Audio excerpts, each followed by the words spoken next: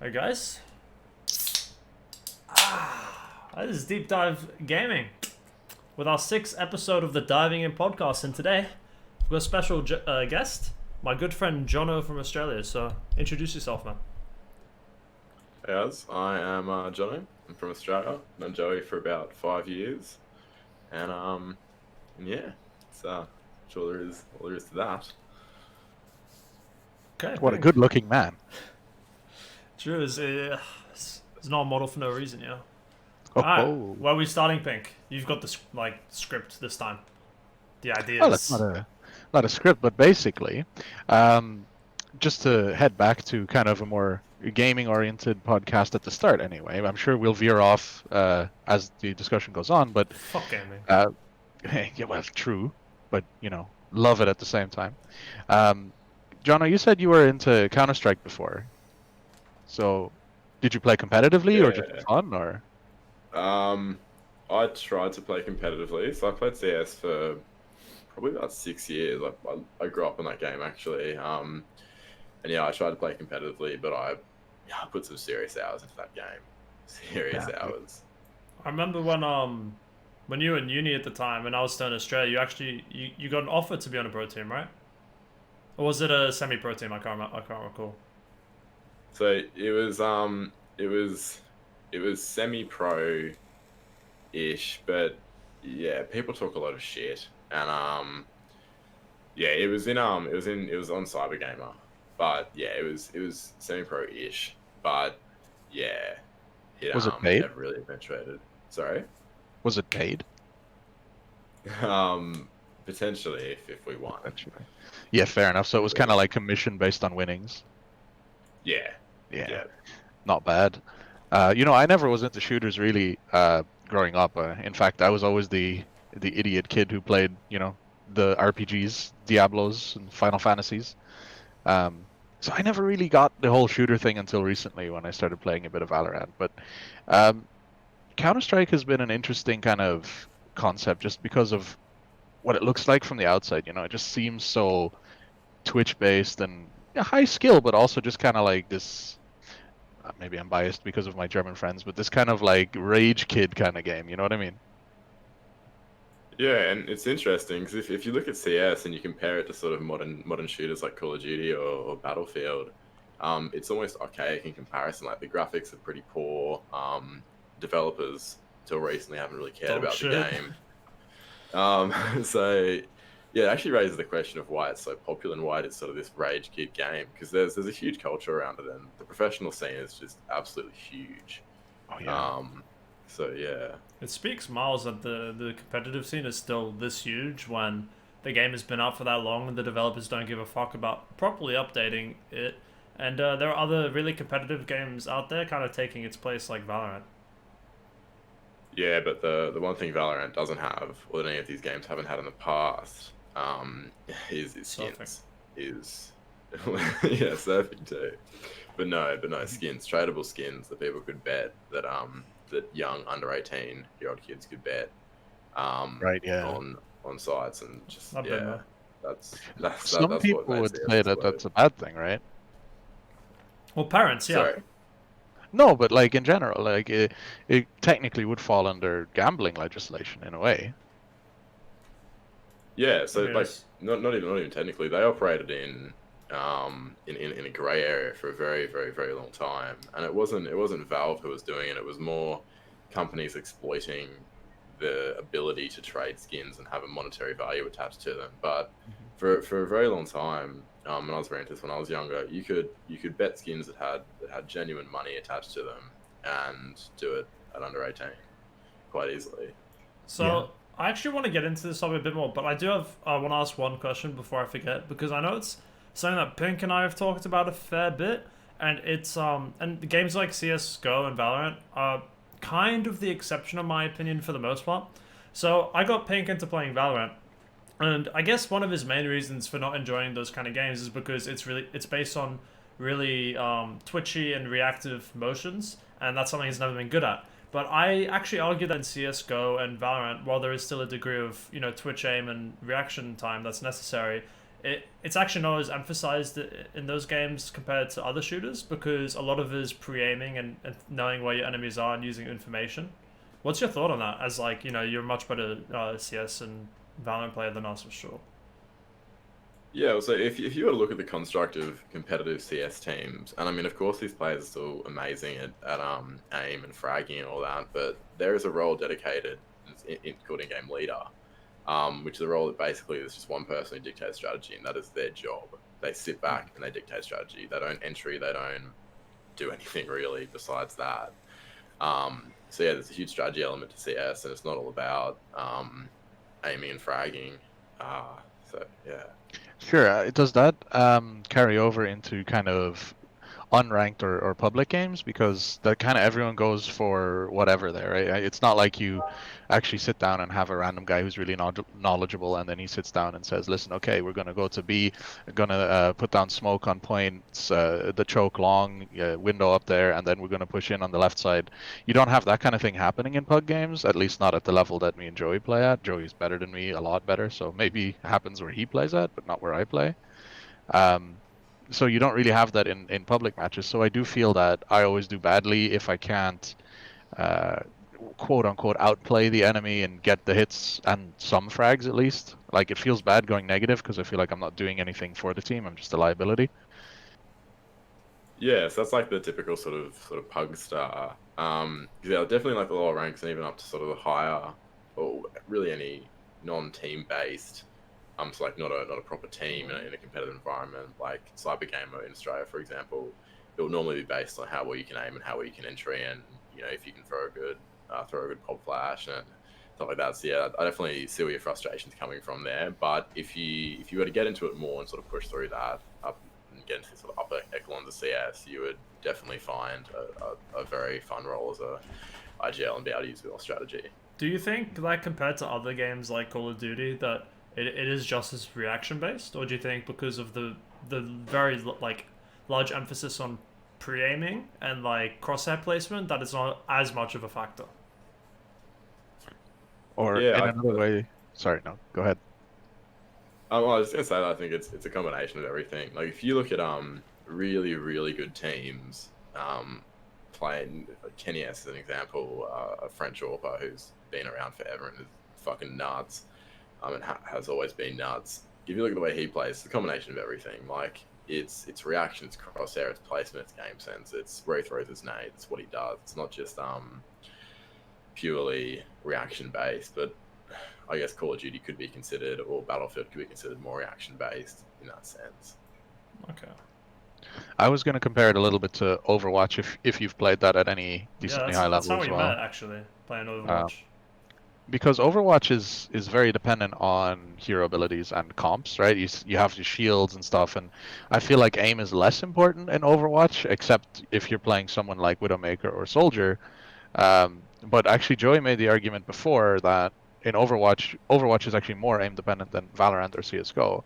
And honestly, I still disagree to this day. So what about hearing from someone who was actually semi-pro, huh? So, is this that Overwatch is more aim dependent than CS or I'm not sure. Did I Valorant? say that Overwatch is more aim dependent? Because like my Uh, first thought about it now is that it can be more important in Overwatch, but it's not mandatory. Like you can play Symmetra or Mora and do just fine, right? But yeah, you uh, did make it, that. but You did make that yeah, caveat. You said yeah. originally Overwatch is generally more aim dependent because you don't have the pre-aiming, the crosshair Because placement, and but I the also think there's a big angles. difference between, and before you jump in, John, just to say that, like, I think there's a big difference between crosshair placement and getting that one headshot, as opposed to the very significant amount of tracking that you need to do in Overwatch if you're playing someone like Soldier or Tracer. If you're like constantly blinking around with all that mobility, or you're like, you're up top on high ground, people using these crazy these crazy things like Genji Dash or Pharah like Rocket Pack, then like the amount of tracking you need is is considerably high. And in comparison with a game like CS:GO or Valorant, where there's not really that kind of stuff with the exception of Jet, then it really True. does just come to that quick headshot a lot of the times, and that's what you see at the highest level. Yeah, it's an interesting point because obviously Overwatch does incorporate a lot more of sort of a vertical plane than CS, whereas in CS it's really more of the horizontal. Like everyone's sort of on the ground and they're shooting people from the ground. Like you don't have Farah flying above or people jumping and shooting shit everywhere. But yeah, I mean, I played Overwatch as Soldier 76. That was my main in Overwatch, and I definitely just dominated through aim. So I think they're both aim dependent to an extent, but then I think Overwatch sort of branches out into its own little category where you've got the abilities, and people can sort of do their own thing with that. They don't need aim. I don't think aim's essential in Overwatch. I think aim's Yeah, essential in CS. I agree with that. But if you're playing Tracer, then you need to have that tracking, or you're never gonna reach Master or even GM. You know, you Yeah, need to be able to double blink onto a Zenyatta and like just dink him in the head even as he's moving, or you need to be able to just like maneuver around his McCree and get the headshots on the fire. That's the mercy. Like, and being able to track that horizontal and vertical plane is like definitely a new element as opposed to CS stuff. Yeah, it's definitely a different skill set anyway. Yeah, for sure. So, but let's get back into the skin trading stuff because obviously I wanted to go over this stuff first. But it's interesting because I actually got into that a bit, and you see these scams from time to time, like with Team Modern and Syndicate, where they actually had this CS:GO skin gambling website, and they didn't disclose it to their viewers, and then they actually got in a lot of trouble for that. And I know that Syndicate has gotten in some trouble for some more recent things with all the drama going on in Twitch. So it's a bit weird.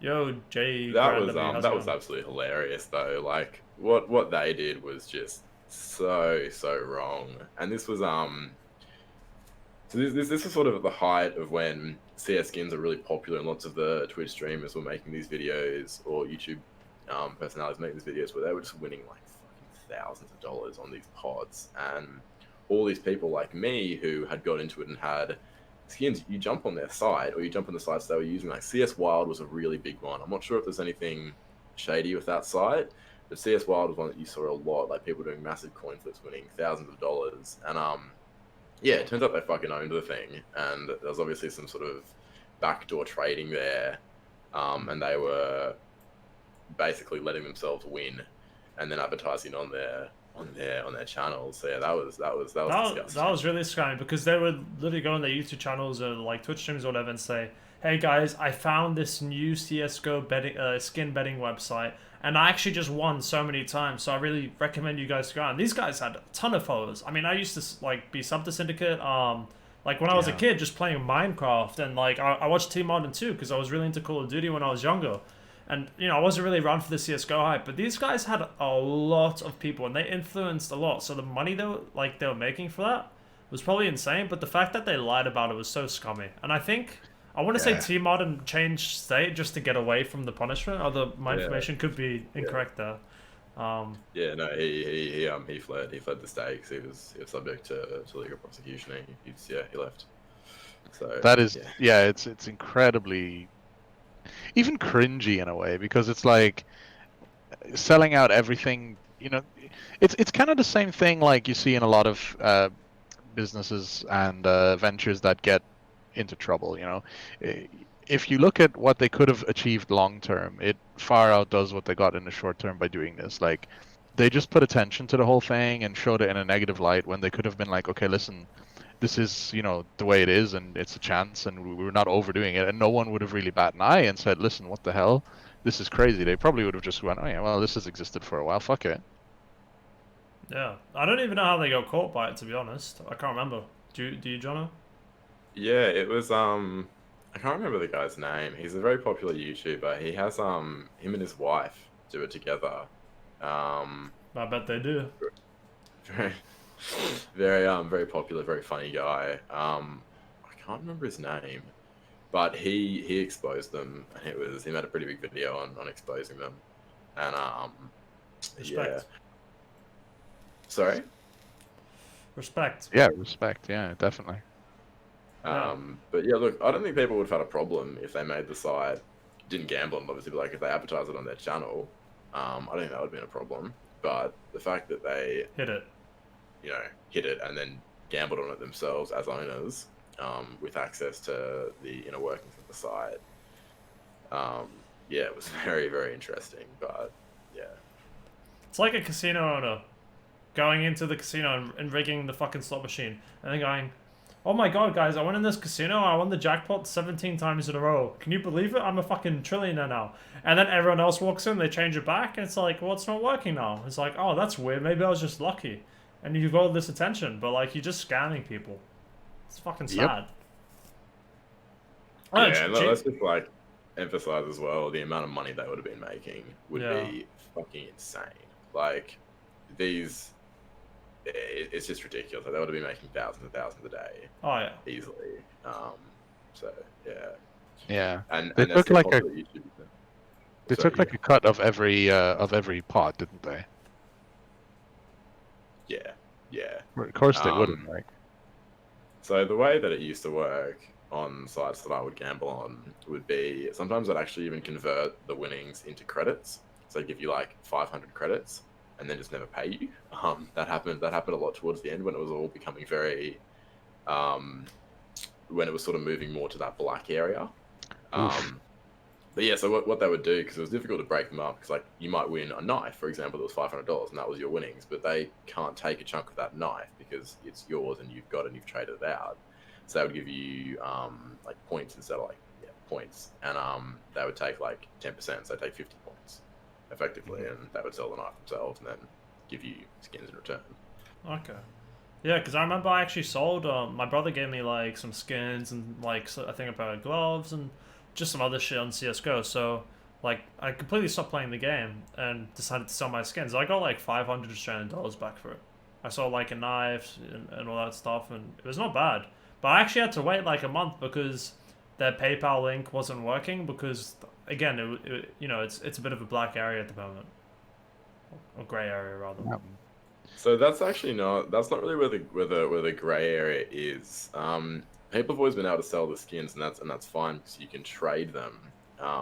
There was never a problem with that, although OP Skins was shut down, but that was for an unrelated reason. Why were they shut down? Because that was the site I was using. They managed to find a way to get behind or past Valve's trade ban. So Valve put in a ban that you couldn't, oh, not a ban, sorry, like a holding period where you couldn't trade skins. So if you just got a skin, you couldn't trade it for 7 days. And effectively what that was meant to do was it was stopping gambling. So you couldn't, the idea behind gambling on these sites is that you deposit a skin, you get it back straight away. And if you have to hold it for 7 days, you can't gamble it, and the entire fluency of those online sites just is lost. And OP Skins used to be able to sell your skins on that site, and you could upload them instantly and sell them. But when they put in the ban, you couldn't do that anymore. But OP Skins somehow found a way to get past it, and like they'd been pissing off Valve for years, and then Valve's just like, yeah, no, you're done, you're banned. So now BitSkins has a monopoly on the market, so now you can sell your skins on BitSkins. So it just gets replaced, like, you're with Telstra, and then you're like, you know what, Telstra, fuck you. You've pissed me off for too long. And now you're with Optus, and it's just as shit. Like, there's always going to be another website. Clearly. But Where does it that get to wasn't- fill? Exactly. I was thinking Pink, but do you reckon, like, any of this stuff is relatable to what we see in WoW boosting communities and RMT? Yeah, for sure. Like, it comes down to if there, like I said, if there's a gap to fill in the market, it'll be filled. Someone's gonna fill it, and someone's gonna piss people off, and then that market space is gonna open again. And when it's open, it's gonna be filled again. It's that simple, really. Yeah, it's always going to happen.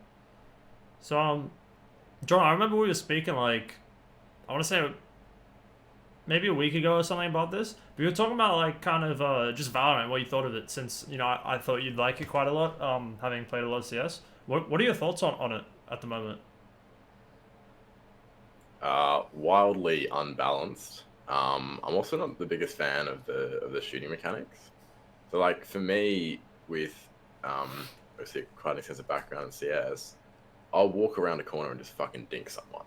Like it's not really fun. It's not as difficult as CS in terms of aiming.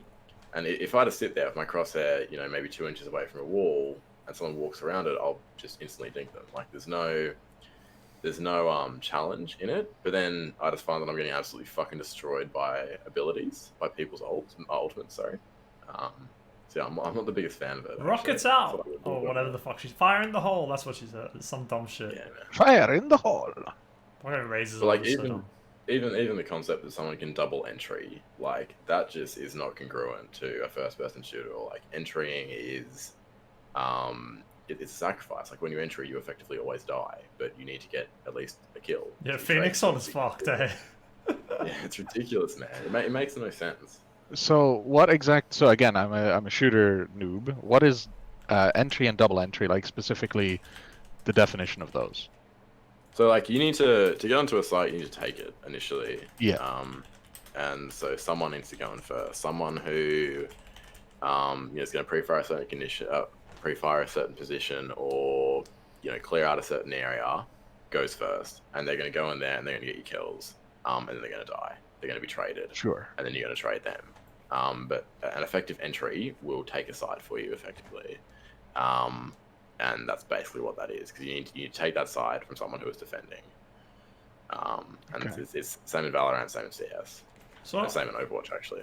what do you think about these kind of niche mechanics in Valorant where you have like a teleporter going to the other side of the map, or there's some maps which have 3 bomb sites. Do you like that because it spices it up, or do you think it's dumb and annoying?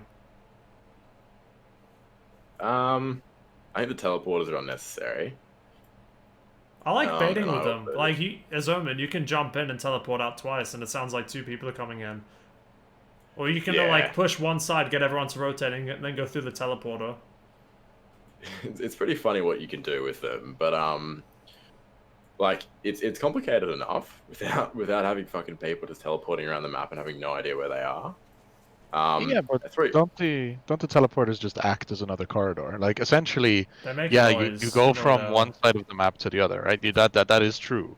But effectively, it's just another angle that you have to watch from once you understand. Like it's not just it's not. It basically turns the map from being 3-dimensional, or just 2-dimensional flat plane where everyone goes somewhere, to being kind of looped and connected in another way, right? Kind of, because Yeah. you can only like, for example, on shit, I can't remember the name. It's not Haven. It's kind of desert looking one. Obviously, you have the teleporter near I want to say C or B. Is it B? Yeah, B. That like you can take all the way to the other side of the map to where Showers is. Exactly. But then if you want to get back to I think it's B. Yeah, if you want to get back to B, Yeah. then you have to go through A short to take the teleporter there, and that only brings you a short distance to Hooker. So it's not like it's looped, but yeah, obviously it kind of connects you around to places. Yeah, it's looped in one direction. Yeah. Yeah, what's interesting about that though, and what I don't like is that if you hold a side and you need to gamble on where the opposition is going, there is inherent sacrifice with holding that side. If you can just fucking teleport to the next side, or you can teleport as close to the next side as possible without having to rotate and run around half the map, it sort of defeats the purpose of committing to a side because you can just uncommit very easily. That's true. I don't know if I but- agree with that though, in general, because the sacrifice, right? So the teleporter map has 2 bomb sites, right? The Yeah, desert two one. teleport. Yeah. Yeah. Two bomb sites with the teleporter connecting them from both sides.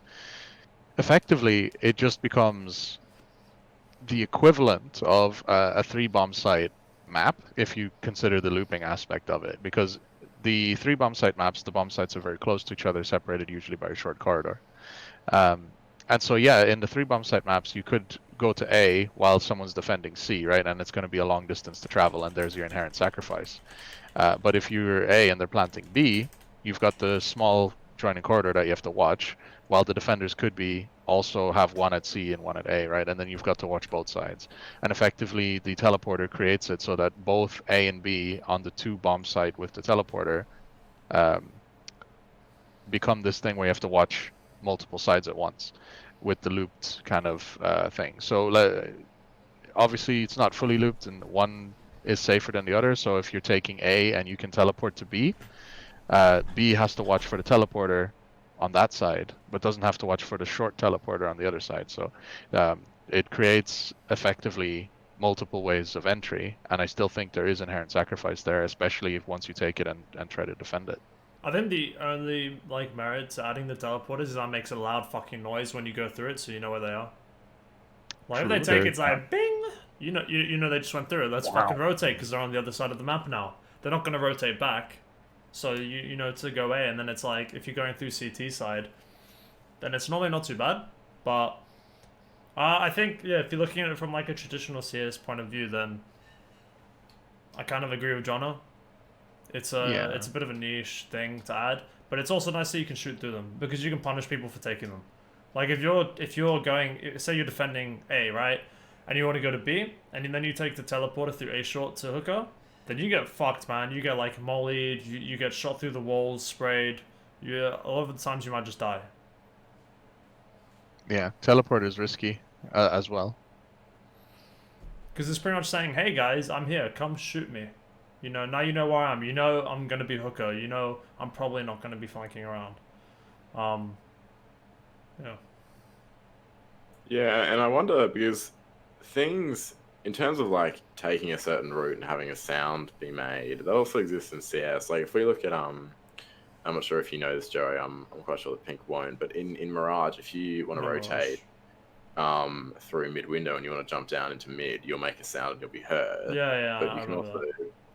in sort of higher level CS, people will mask that sound through either throwing a flashbang or shooting an orb, and they just before they touch the ground. Is there a way to sort of mask the teleporter sound No. like that? No, the only don't thing you know, can see, do is I'll fake it find if it. you're Omen. You can fake it with pretty much anyone if you decide to sacrifice a pistol or something. Oh, you mean you just chuck your pistol inside? It Yep, doesn't and make it a makes the noise, does sound. it? Does It it? does. It causes the noise. There's loads of YouTube outplays for it. Do abilities make the noise? Bomb bots and drones and stuff do, yeah. Okay, that's interesting. Yeah, so I guess there's some So outplay potential, but you can't actually. you can't mask it, but you Yeah. can you can use the teleporter to mask other noises. For example, there is mechanics that make noises by themselves, like taking not ults, because ults have like way louder noises and you'll hear both, but like certain things like the grenade from uh, Raze or Omen's teleport as well can be masked by the teleporter noise. So obviously he can put down a place where he can teleport to, and the noise he makes that he does teleport can be heard, but it's quite quiet. So if the teleport noise plays over it, it's quite masked. Yeah, so I just got a question in chat. Someone said, so not sure if this was discussed, but do you like Valorant more than Overwatch and CS:GO? I guess maybe we can like categorize Valorant and CS:GO compared to Overwatch, but I don't know, do you guys prefer Overwatch or do you prefer the more tactical shooter kind of stuff?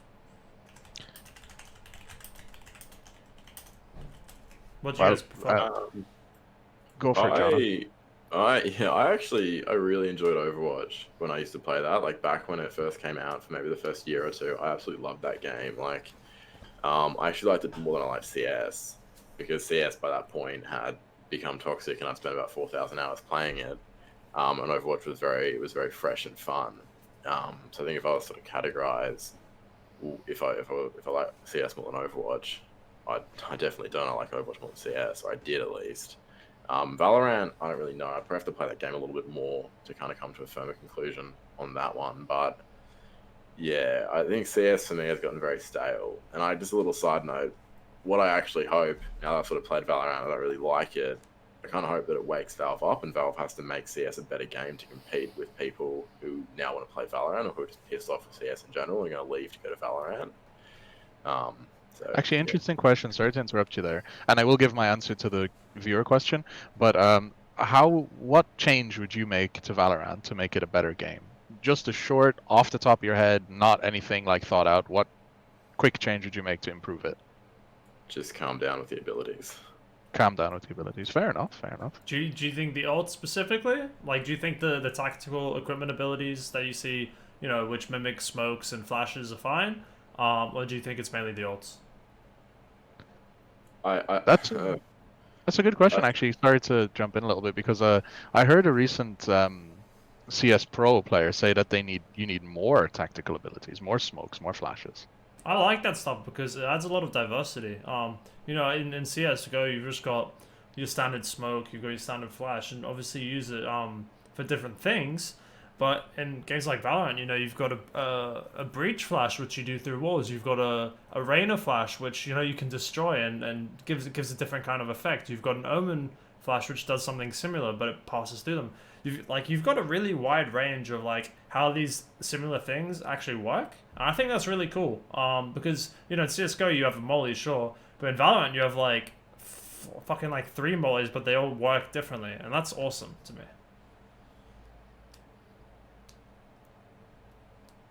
Yeah, I just think going back to what we were talking about just before, I think the skill ceiling needs to be increased. Like, I don't think, like, if someone jumps into CS and they just start playing CS and they get a flashbang in their hand, they're not going to kill 4 people. Like, with that guy's entry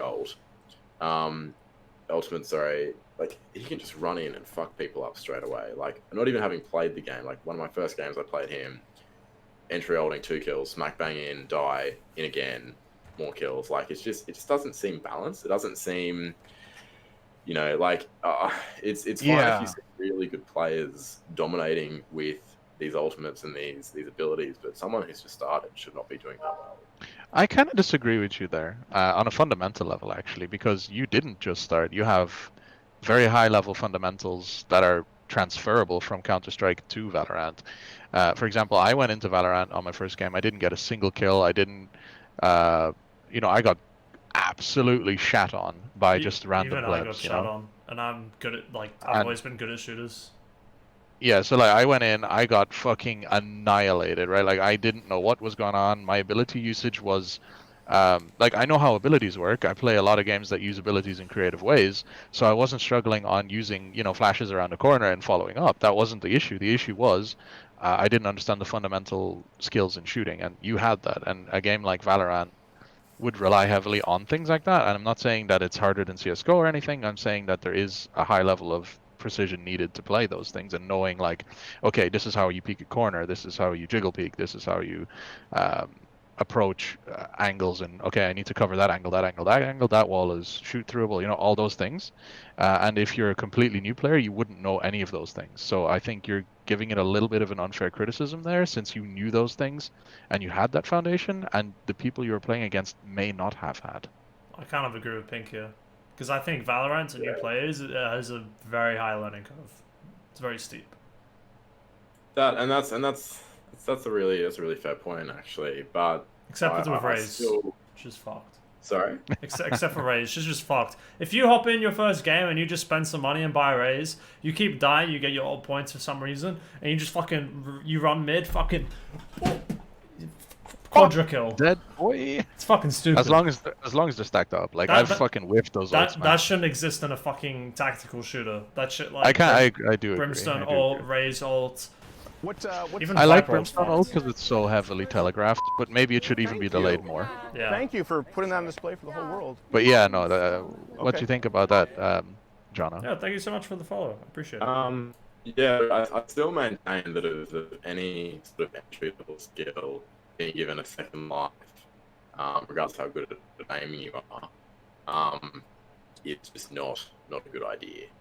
But Okay, yeah, like sure. obviously I do have a really good background in FPS in general, and obviously it's the same sort of style that Valorant uses in terms of aiming and jiggle peeking and all that. I definitely have very good foundation in that, but I still, like, 2 deaths for someone who can entry or even can't entry is I think just a very, very unfair advantage. I think within a couple of games, a couple of hours of play, you would be doing a lot better. Yeah, for sure. With that sort of ability. But so my first game, I actually played Viper. I just bought her because I was like, yeah, this is the character for me, and I still main her. I think she's awesome.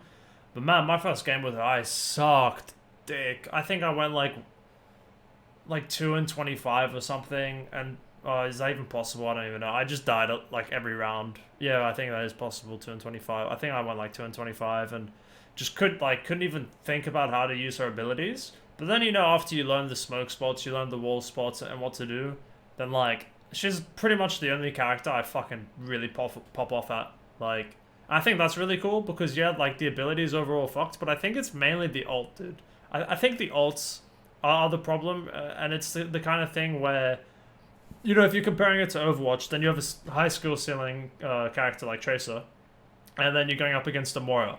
Like, it's fucking ridiculous how much less the Moira has to do to kill you. But that's just like where the frustration comes from in the game, right?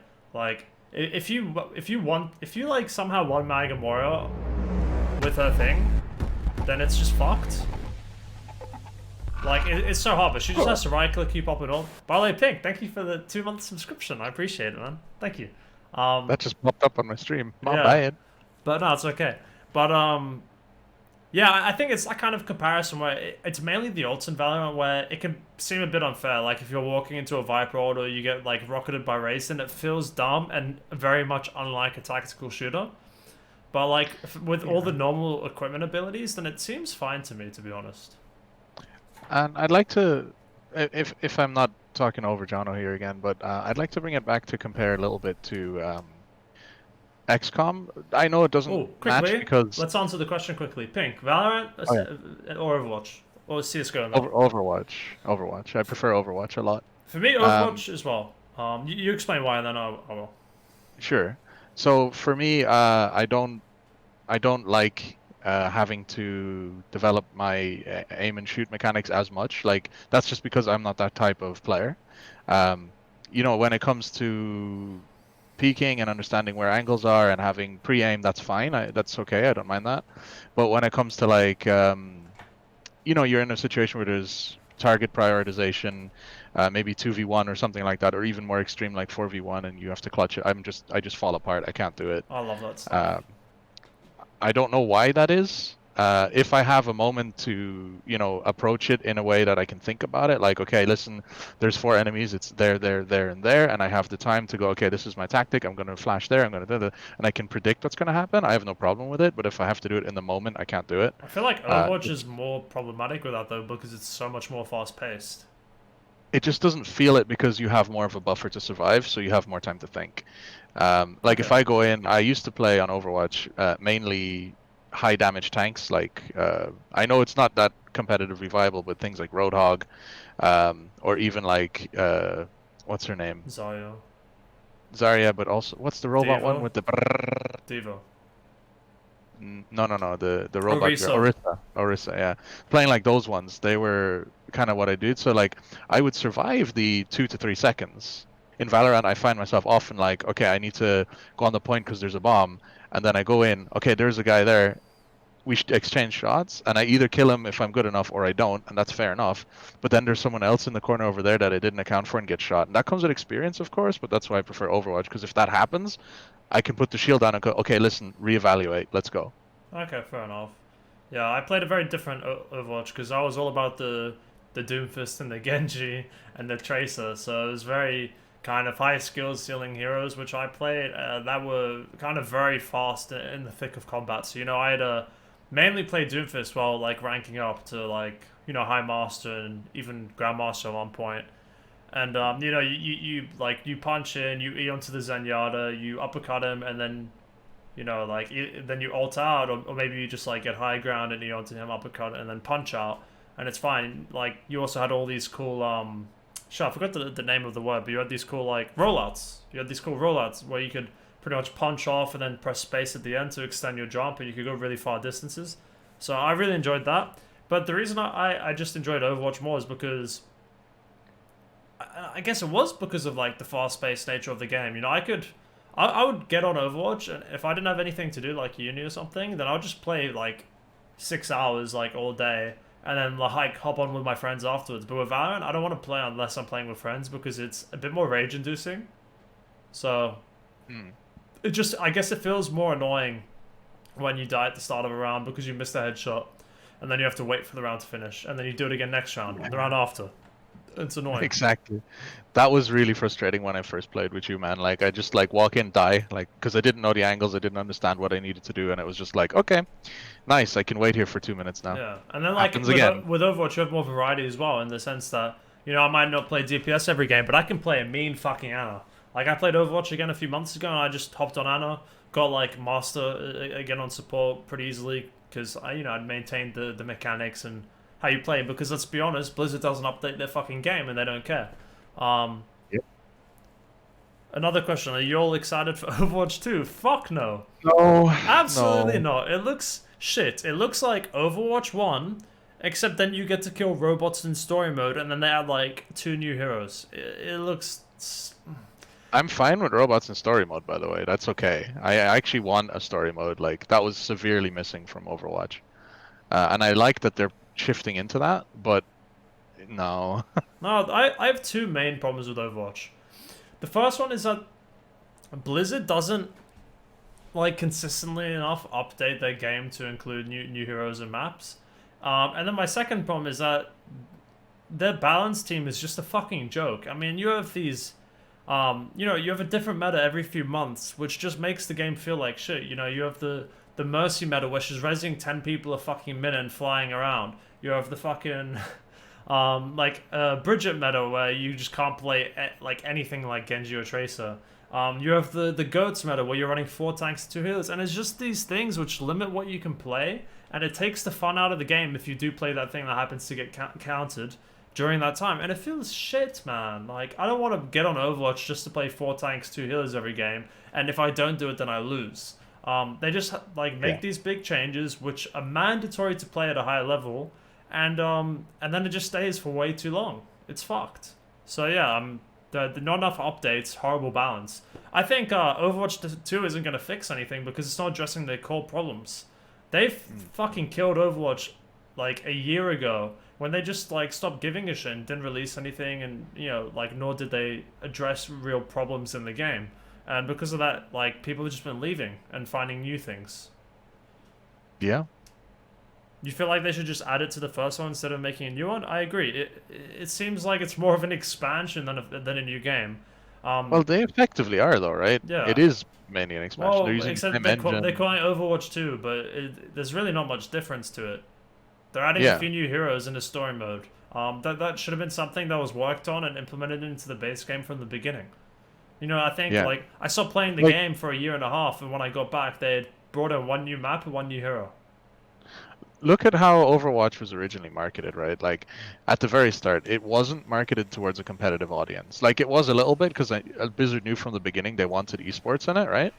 But it wasn't marketed like, oh yeah, look, this is the new high-skill shooter. It was kind of like these character snippets and cinematics and animations and amazing, like, background story that everyone on a casual level bonded with and was interested The in. cinematics are awesome. They are awesome.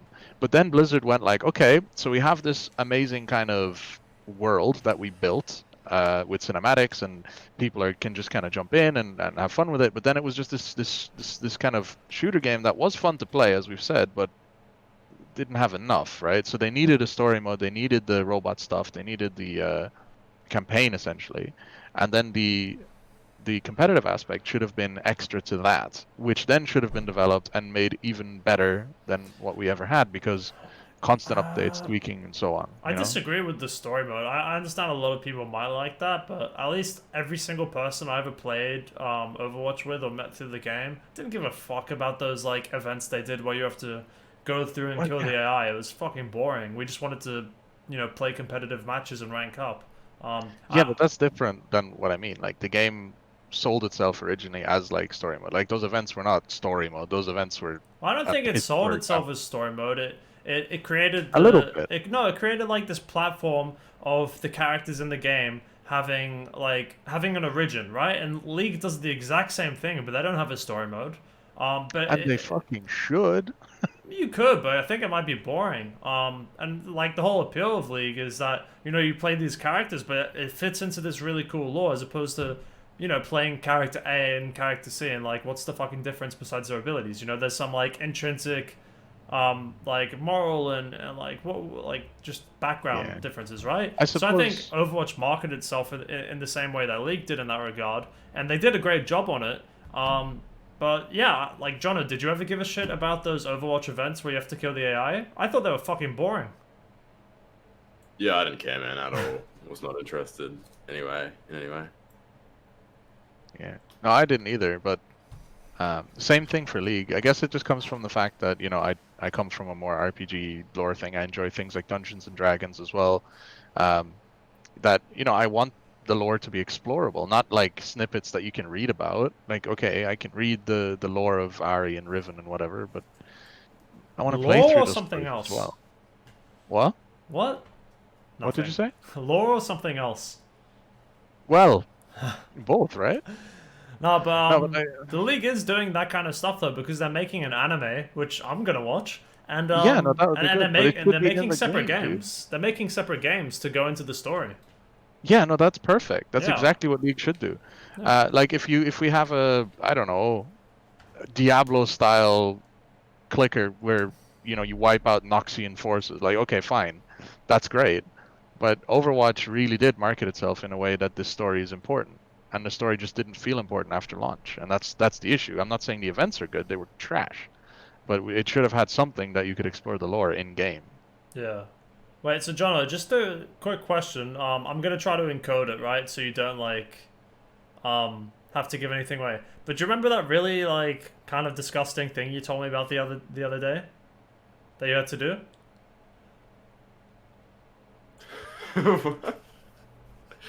Which one, mate? The one for your work, and you had to go to that dude's house and do some. Yeah. How much on a scale of 1 to 10 do you want to talk about that on stream? Oh. Like negative 1,000, probably. All right, so I guess you could start. Well, like, what happened there? No, but I reckon we could shift the whole thing to Paramount a bit. If you don't want to tell the story, you don't have to. But I think it's fucking hilarious. Oh. Just before you start a new job, just make sure you actually know what you're meant to be doing for the day. 'Cause, yeah, I not. Not at all. So I have a background in paramedicine. I've just finished my degree. I was offered work in that sort of area, and then also weekend work. Wait, Jono, sorry, just stop for 2 seconds. You're a bit of a robot for me at the moment. It should go away though in a few seconds. Just for the YouTubes to be able to hear it. I can see your camera's a bit frozen. It happened before, but it went away after a short amount of time. But I mean, I guess I can set up the background if you're gonna tell this story anyway. Yeah, I know it's a robot for you. He's in Australia right now. It'll fix itself. See, it's already fixing itself now. But yeah, I guess I can add some background to the story because it was early morning for me, and Jono just sends me a message dude, I'm so fucking traumatized. I'm literally I'm gonna go home now. I'm gonna take a shower, vomit, then cry and go to sleep. And I was like, holy shit, dude, fucking call me. Are you okay? What happened? And he's like, I just don't want to talk about it right now, dude. I'll call you tomorrow. And I literally, for the whole day, thought that he just saw someone get fucking murdered, or that he saw this horrific car crash and he was horribly traumatized. Because I'm thinking this is Jono. I've known him for years, and he's a nice and sensitive guy, but he's sick. He does paramedicine. He sees all sorts of shit. So what did he see that is so horrible that he would fucking just vomit and cry and go to sleep? What is it? He surely had to see someone just get murdered in cold blood. And then he calls me the next day, and yeah, I guess you can tell the story. It looks like your internet's better. Maybe is it good now? Can you hear me? Yeah, it's supposed to be better. Yeah. Yeah. So I didn't actually really know what I was meant to be doing for this day, for this shift. It was disability support work. And effectively, the guy I had, the client I had a colostomy bag attached to him, which it's what needs to happen after an ileostomy, which is where they basically there's a bowel transection and they have it instead of your GI tract ending where it normally ends basically in a little hole in your stomach, and then it goes into a bag. And I had no idea I was going to be doing this. And basically my job was to change and empty the bag. But you need to follow a very strict diet when you have these sort of procedures done in a colostomy bag in situ. And if you don't, it's fucking hell. And it's hell for your carer as well. Which I found out quite quickly. And I had I'd read the management plan, the diet plan, all that sort of stuff, and I basically walk in and he's eating fried chicken. So we were going downhill from the start. basically my job was to empty and change the bag, but problem being he was immobile, so he couldn't actually sit down. Now the no. bag had to be emptied into a toilet, which was on the ground. Like it was a disability. It was like a disability support made one, so it was a bit different, a bit special, and it was lowered to the ground as well. So basically, I would have to empty the bag, standing up into the toilet, and like aim it into the bag. Oh And it no. was basically like a shit waterfall. It was absolutely traumatizing and disgusting. And yeah, So I did not fucking like it. horrible. How long were you changing his shit bag essentially? All day, man. Started the shift at 8 a.m., finished it at 10 p.m. Oh my Oh. god! So you did a fucking like what 14-hour shift Oh man. of changing shit. And look, I like you have a duty of care as well. Like you can't just be like, yeah, I'm done, I'm out, like I'm leaving. Like your responsibility, your bag. But yeah, no, it's fucking horrible. Did you That's just go up to horrible. your supervisor like, what the fuck job did you just give me? Or were you like, you just kept quiet and then just like stopped afterwards? You're like, yeah, this isn't for me. Yeah, no, I called the next day and we had a chat about it. But yeah, no, definitely don't do that anymore. Don't do that anymore at all. But What's the thing you've seen that's like closest to being that disgusting? Because I know you've like told me some stuff that you've seen on the paramed job. That has been pretty kind of brutal. oh, I got shit on my first placement as a student paramedic. I got yeah, covered in someone else's feces. Unfortunately, that was pretty fucking gross. By a It's pretty bird bad. or like, how did this happen? I remember you telling me this, but it's still just as funny hearing it again. So effectively, someone had fallen over whilst using the toilet, and then we helped them back up and like check for fractures or whatever, any sort of trauma. None was existent, so we helped them back up. And after they stood up, basically, what they were doing on the toilet came out and Oh. like fucking everywhere, man. And Yeah. like you're sitting there like supporting this person to stand. You can't exactly fucking dive into the wall. You just have to sit there and take it because you can't let them fall. So That's so disgusting. What's the... Yeah, it's fair enough though, isn't it? Like I understand it's disgusting and oh my god, I'm so sorry it happened to you, but they do need to help. So Yeah, what's the Yeah, most no, common it- kind of thing you see, like, when you're on paramed duty? With the stuff you've done?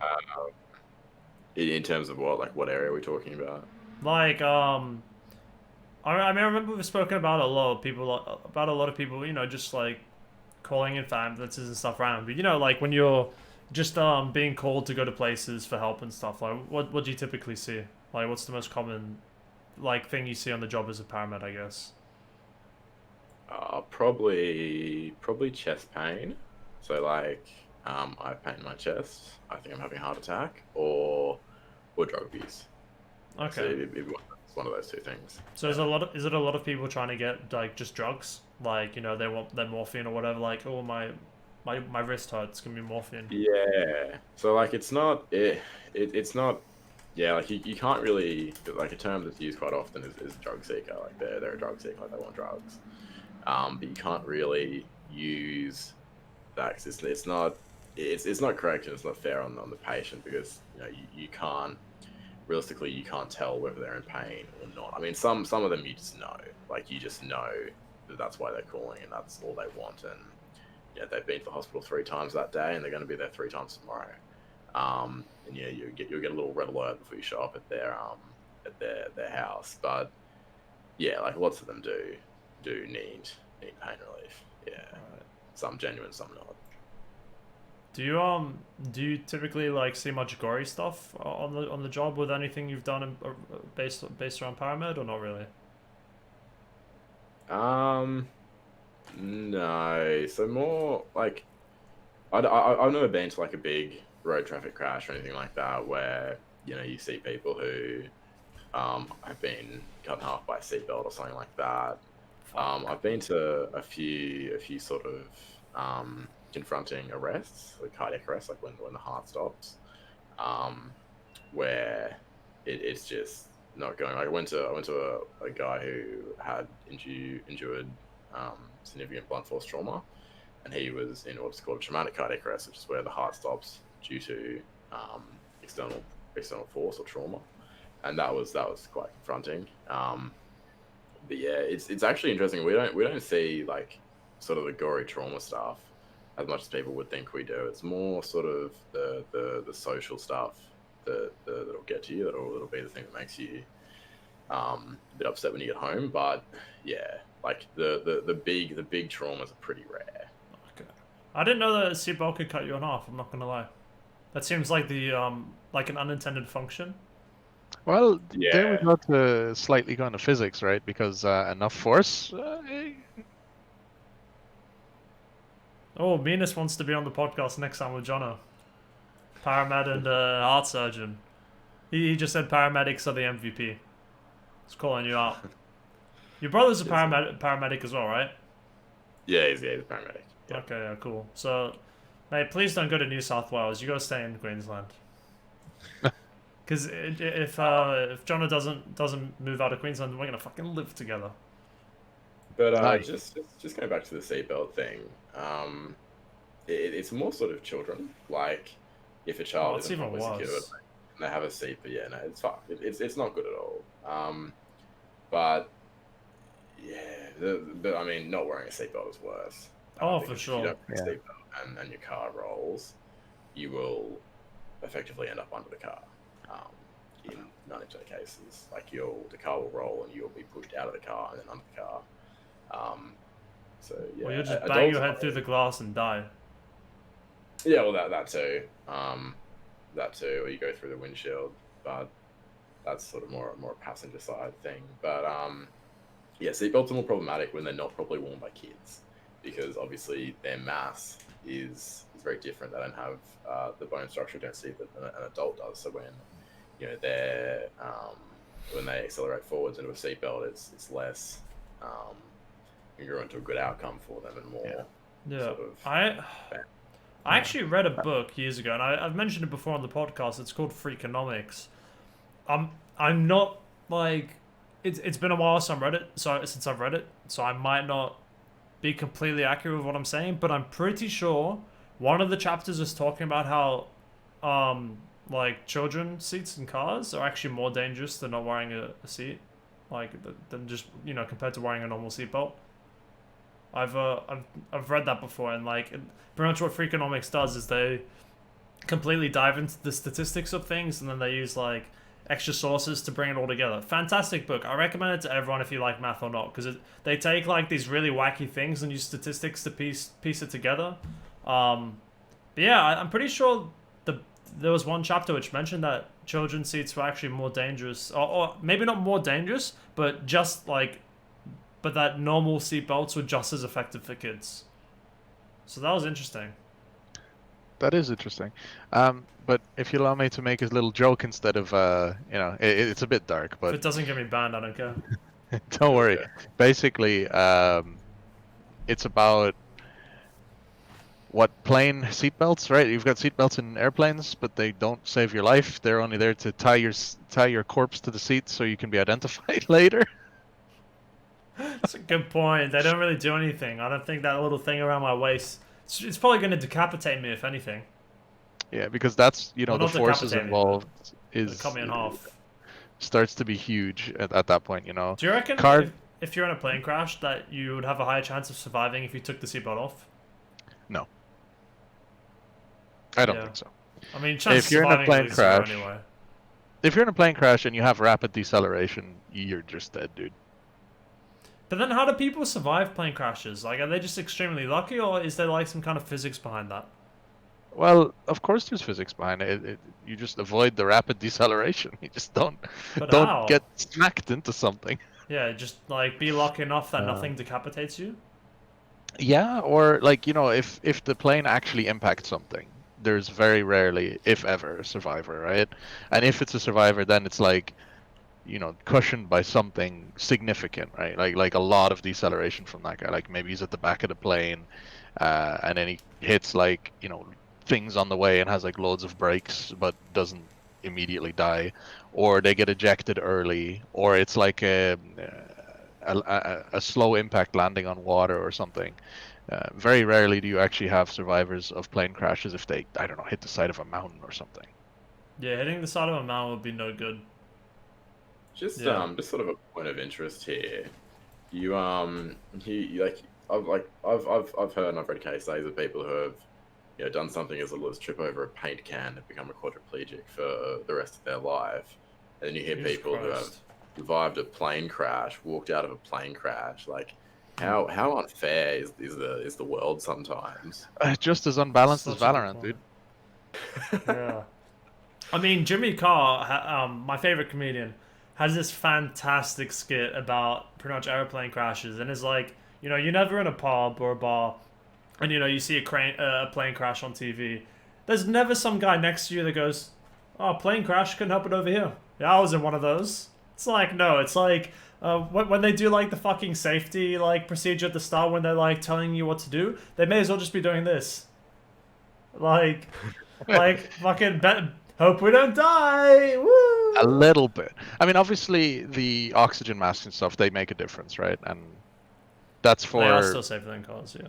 that's not for rapid deceleration, right? Like if the plane lands but you're stuck somewhere or you're stuck in turbulence and the oxygen like leaves, you don't die from impact there. You die from the oxygen. So you need to know where to get the mask and how to Yeah. use it. So that's mean, fair enough. We were kind of talking about this before, though, right? Because before the podcast, we were talking about self-driving cars, and Yes. because planes are way safer than driving cars. Way Oh safer. yeah, way safer. Yeah. Like, fuck, has a plane even crashed like in the past 2 years, like a commercial plane? I don't think so. I don't know. I think in 2019 it was the first year that a commercial plane had never crashed. And like if you look at the amount of flights going out, that's really impressive. Obviously, if your plane does crash, then that's like maybe not the worst way to go, but you've got a good like, what, 3 to 5 minutes of just dread and despair. But But Yeah, other you than could that, put it that way. yeah, it would be horrible. You're going down, you just know you're gonna die. Shit. But the chance of that happening statistically is remarkably low. I mean, people die in car crashes every day, and it's not to scare people from driving. That's why we have like actually I guess I can maybe not go on a little rant or monologue, but I actually had quite a big. Maybe shouldn't say quite a big car crash, but I was involved in a car crash about 3 years ago, and like I guess I could tie it back, but I was essentially driving back from uni and I was on the highway, but I was standing completely still in traffic because there was a traffic jam, and this cunt behind me rams in the back of my car at 100 kilometers an hour, and turns out that happened because she was really high on some kind of drugs, whether it was weed or cocaine or something, I don't really know, but she was fucking stoned. She didn't even come out to apologize. Actually, the passenger came out and pretty much like it was this like Eastern European guy who gave me his driving license and it was 10 years expired, and he said I was like, mate, look, give me insurance, and he's like, yeah, all right, and essentially like that, like I had a decent car, so I wasn't really hurt. I got a bit of whiplash, but it was fine. But their car had turned into a cube. It was this shitty little car already. Oh, dude. So I don't know how they fucking crashed into my car at 100 kilometers an hour and like didn't get injured. But their car was a fucking like Rubik's cube. It was a square. And Actually, as soon as the that's police an come, interesting thing. I'm Go for really it. done. Continue, Yeah. continue. But essentially, as soon as they heard that the police were coming, because there was a roadside assistance guy that came to help us, he was like, yeah, I just have to call the police. As soon as the guy heard that, they got in the car, drove off, oil fucking leaking from the back of the car. They just fled the scene, completely illegal. And I actually found the guy on Facebook like 2 weeks later. He had this weird fucking name. And I said, like, I had this weird conversation with him. I was like, yeah, I need your insurance. Like, you didn't give me the right thing. He gave it to me and it was like, look, mate, we don't need the police for these things. Something's better without the police. I said, like, I think it's a bit ridiculous you telling me this because you crashed into the back of my car and, like, your friend didn't even apologize and also looked like she was really high on drugs. And he said, yes, she was. She was stoned. And I'm like, well, you shouldn't be driving your car if you're fucking high. And he said, well, yeah, you know, my friend, in life sometimes unexpected things happen. I'm like, you're fucking kidding me, man. You can't drive into the back of my car and like risk your life and especially other people's lives and then just say this shit so casually. The True. thing is, like, it's a massive problem in Australia. But the point I wanted to get at with the story is that I was ridiculously scared of driving for months after that. I got my car fixed and I had to commute to uni an hour like nearly every day. And I was fucking horrified. The only like one of the few things that actually helped me just get over the fear of driving again was the metaphor of, you know, getting in the driver's seat. When you're driving, you're the one in control. So I don't know, you can compare it to other things, but there's always going to be parts in life where people are stupid and they fuck up. But as long as you're in the driver's seat and you have the control, then you can avoid those mistakes. So sure, while driving is more dangerous statistically, if you're not a fucking idiot, then it's probably not as dangerous unless you've got some lunatic going the wrong side of the road on drugs trying to kill you. So Not entirely true because yeah, you're in the driver's seat and you're in control, but you're not actually in control of all the situations. You're in control of what you do. You're not in control of what the ones well, around that's you my do, point. right? That's my point. But the people around you don't have to actively be gunning for you to make mistakes that you can't compensate for, Yeah. Yeah. right? It can be accidents. But even then, actually, just on a point of how could they kind of get away from the fact that their car was crumpled and nothing really happened to them? It's actually because the car crumpled. A lot of new cars are built out of self-collapsing materials that actually look like they get more damaged when they crash, but actually what it does is as they get damaged in the crash, a lot of the energy from the impact goes into breaking them, and so that energy doesn't get into the passengers then, and the actual deceleration of the car is slowed down a lot, and therefore Okay. injuries are less severe. Makes sense. But I mean, that was kind of my point though, Pink, is like, sure, accidents can happen and people make mistakes, but as long as you're in the driver's seat, then you can at least guarantee that you won't make mistakes if you're paying attention. But more than that, I changed a whole lot of things about my driving to make sure that I was at a lower risk for other people's mistakes. I immediately stopped driving in the fast lane, which is the very right hand side of the highway, because that's where all the cunts are that are honking you and tailgating you and that are most of the time drunk. I immediately just went into one of the middle lanes. Sure. I slowed down my speed a little bit, and I just made sure to always pay attention because, you know, you're hyper vigilant to that kind of stuff after you're in a crash. So yeah, I actually have one more kind of like funny thing to round off the story though, because I think the funniest part of that story, of that day when I was in a car crash, is that afterwards, I obviously, you know, got a tow truck that came by, and there were actually two companies that were arguing about which could take my car, so I literally just fucking randomly chose one. But I was going to the tow truck, I went back, all the way back to Brisbane where I came from, and, you know, got into a new rental car that was covered by my insurance. And then I got back got back on the highway to go home. And I was on the right hand lane, you know, fast lane. I was going about maybe 10 kilometers over the speed limit, which is pretty much normal in Australia on the highway. You know, it's 110. I was going 120, so it was fine. And then this construction worker guy started tailgating me, and he like literally got right up like maybe 1 meter behind my car, started honking. He went on the left, overtook me, pointed the middle finger, and said, "Fuck you, idiot." Oh no, he said, "Fuck you, cunt," or something. I can't remember. Australian. And then he overtakes me. Then I go on the left. I think he gets cucked by someone else and ends up behind me again. And then, oh no, actually, sorry, I'm a fucking idiot. No, what he does is he overtakes me. But then what he does is he goes in front of me and then he slams on his brakes as hard as he can. He brake checks me, and you know I obviously slow to a halt, and I'm like, fuck this guy. I've just been in a car crash and like honestly feeling lucky to walk away with no fucking injuries, and this cunt is brake checking me. Like when I was already going fast enough, but just because he's an idiot. So I you know, kind of quickly go into the left lane, speed up. I open my window, point the middle finger to him, and says, "Fuck you, you're a cunt."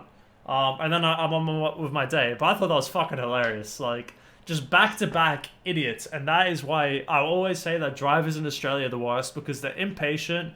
And honestly, most of them, or a lot of them, at least more than there should be, are just on drugs and alcohol. And it's fucking stupid. They're bad at driving, they're unintellectual, and they're always fucking high. It's dumb. You haven't met the Irish drivers. Okay, well, they're just drunk driving or not, I guess. they're not actually drunk driving. Well, there is a lot of drunk driving. I'm not saying there isn't, but basically, what happened in Ireland a while ago. It's very interesting, actually. I thought it was hilarious.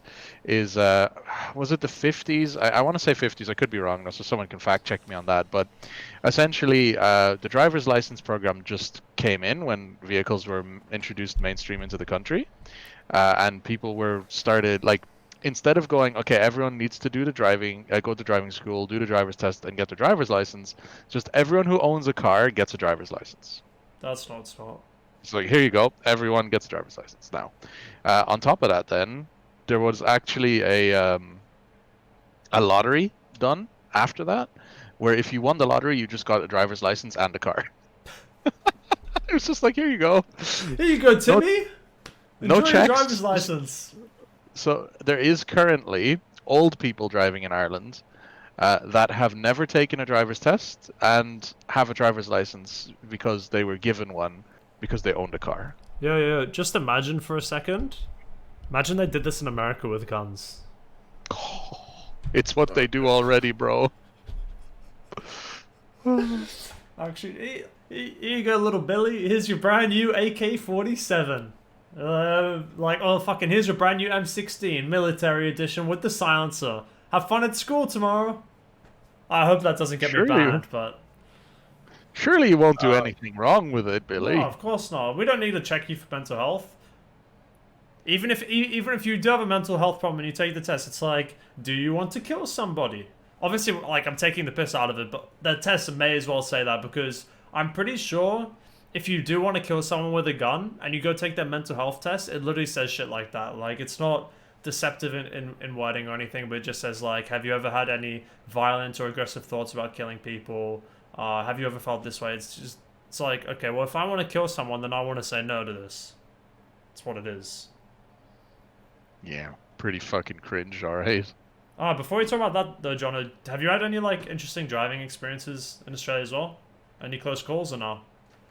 Yeah, I was just gonna say, just on your point that that driving is theoretically very, very dangerous. It actually becomes a lot less dangerous when you as the driver stop doing stupid shit. So like in reality in Australia, most of the accidents are caused by people mispaving on the roads. Like if you look at driving, you actually go the speed limit and you indicate and you do sort of what you're meant to be doing. It's actually very safe. It's a very safe experience.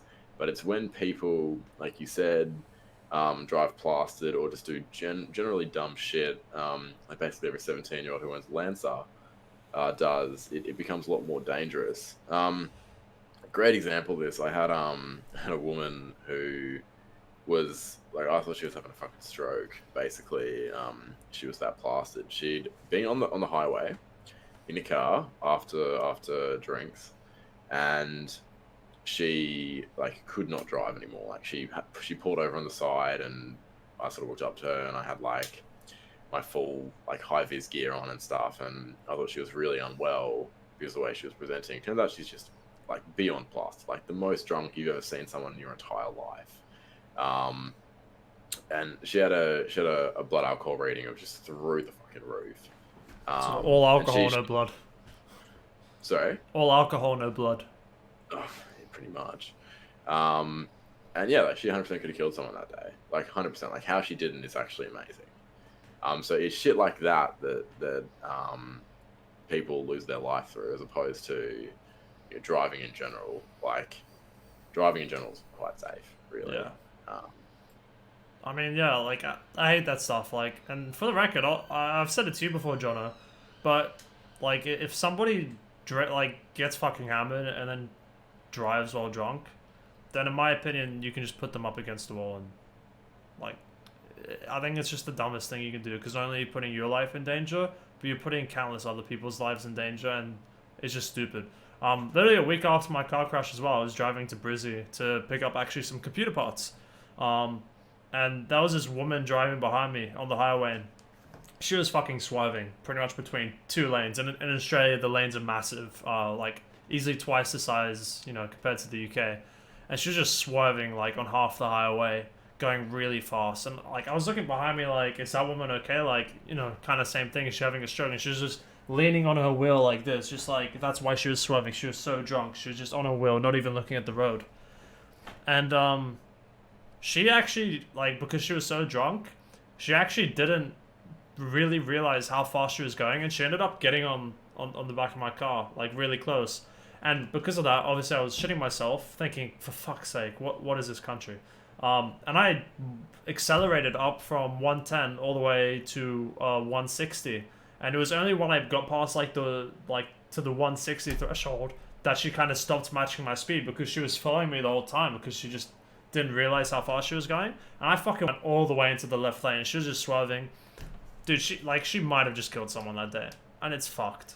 Like, if you're gonna be putting other people, like, I don't know, you may as well be like walking into a mall with a gun, blindfold yourself and just fucking fire everywhere, because you're just taking a gamble with everyone's life, and that is just beyond humanity, you know? Yeah, but I mean, like, also these people who do shit like that, they're often self-depreciating in nature, and they don't really, they have no regard for themselves, let alone other people. And obviously their behavior is morally reprehensible, but it Yeah, and let's be honest, it's hard to care about others if you don't care about yourself. Yeah, exactly.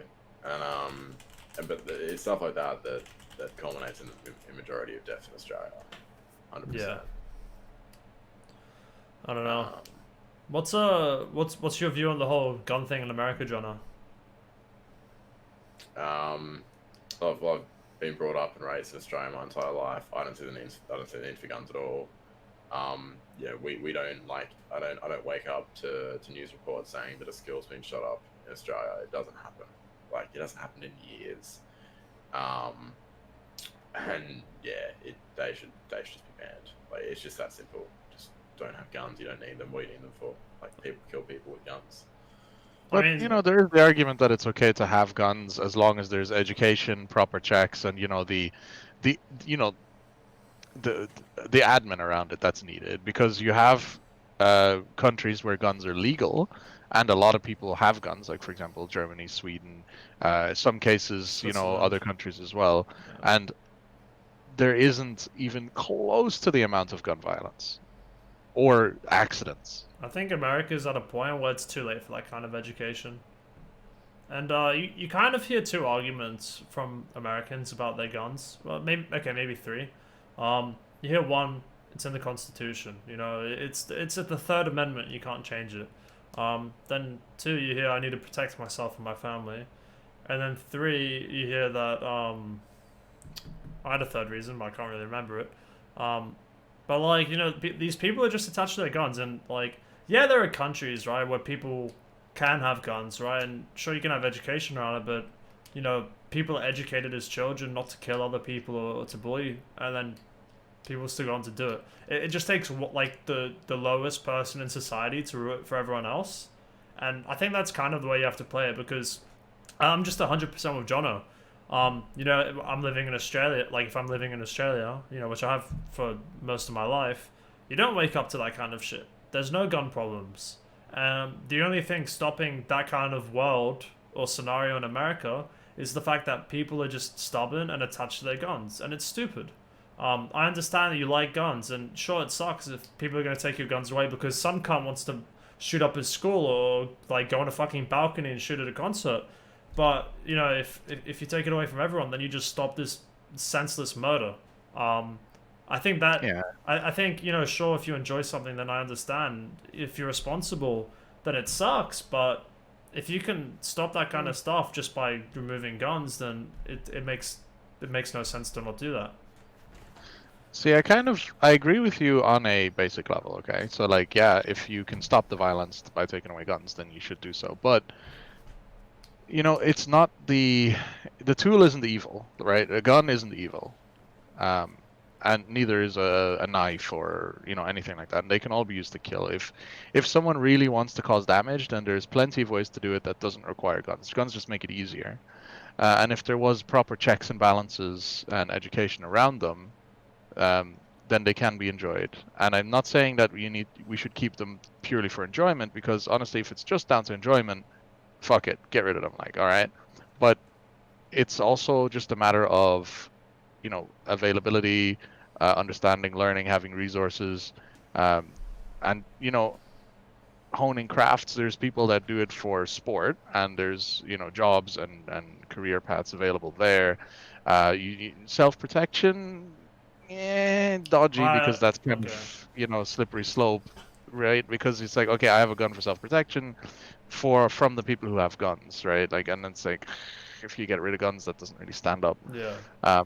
I think you don't need to get rid of guns, and in fact, there is plenty of examples of countries that's it's not that the lowest people that make these mistakes ruin it, because these incidents don't really happen in those countries. They do, obviously, every now and then, but they don't really happen all as much.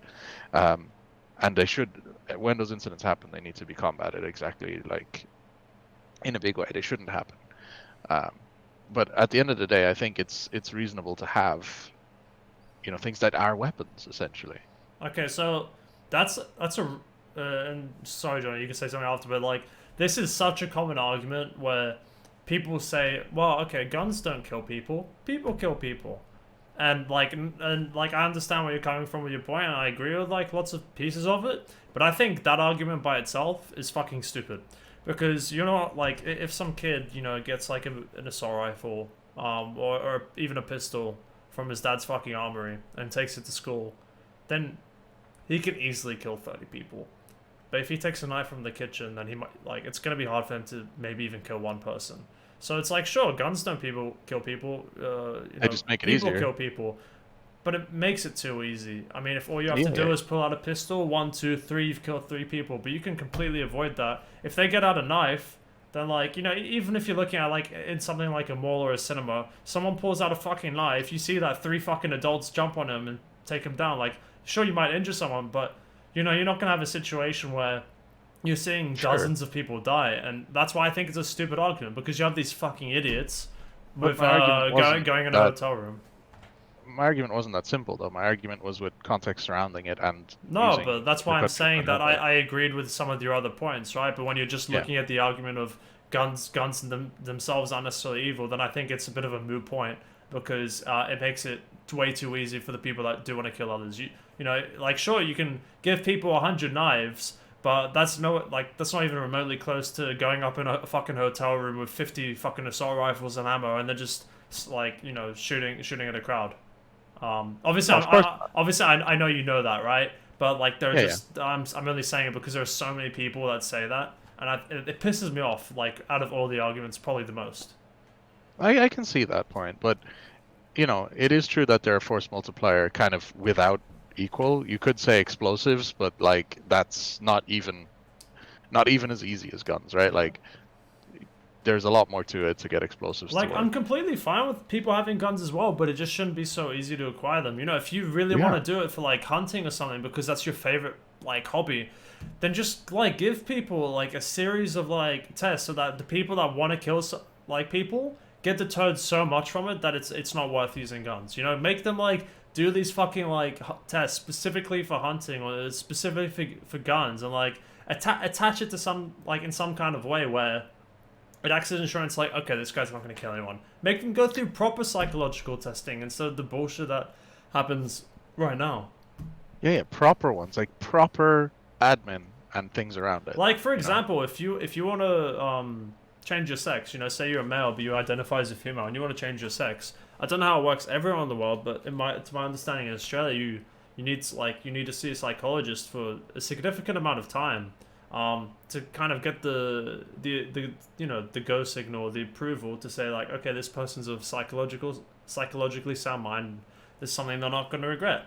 I think that's great. It should be like done with guns. If you want to get a gun, then go to 10 sessions of fucking therapy, or not even therapy, but psychological assessment, just so people just so we're sure that this kind of shit's not going to happen. What's your opinion, Jono? I've actually got a few things. Oh, I think it's cut out. Oh no. I actually wanted to hear his opinion on stuff. I'm not gonna lie, dude. Like, I think it's because of lockdown, but I'm like 1 beer in, I'm fucking wavy. I'm like, I'm not about to get behind the wheel right now. Good. You shouldn't. Oh, are you there, Jono? Yeah, I'm back. All right, yeah. Finish with continue your point. I'll just start it. Yeah, so I was saying that that yes, people kill people, not just guns, but there's an analogy that can be drawn from suicide and bridges. People commit suicide off a bridge, and they close the bridge, and people stop committing suicide off the bridge. Yes, they can commit suicide another way, but it's a lot fucking harder. It's not as easy as jumping off a bridge, which is my opinion with guns. Yes, you can dual wield 2 knives and run into a cinema. It's a lot more difficult than having dual wield pistols. Like you're not gonna be able to achieve even almost the same result. And if you look at New Zealand after they had the mosque massacres, basically straight away they banned automatic rifles. Done. Like it was just it is the logical conclusion. Can I clarify that I'm also for banning automatic rifles? I just think that firearms in general have a place somewhere. But yeah, continue. Okay. Can I actually say one thing quickly? I love your example about people committing suicide by jumping off bridges, but when they close the bridges, people stop doing it.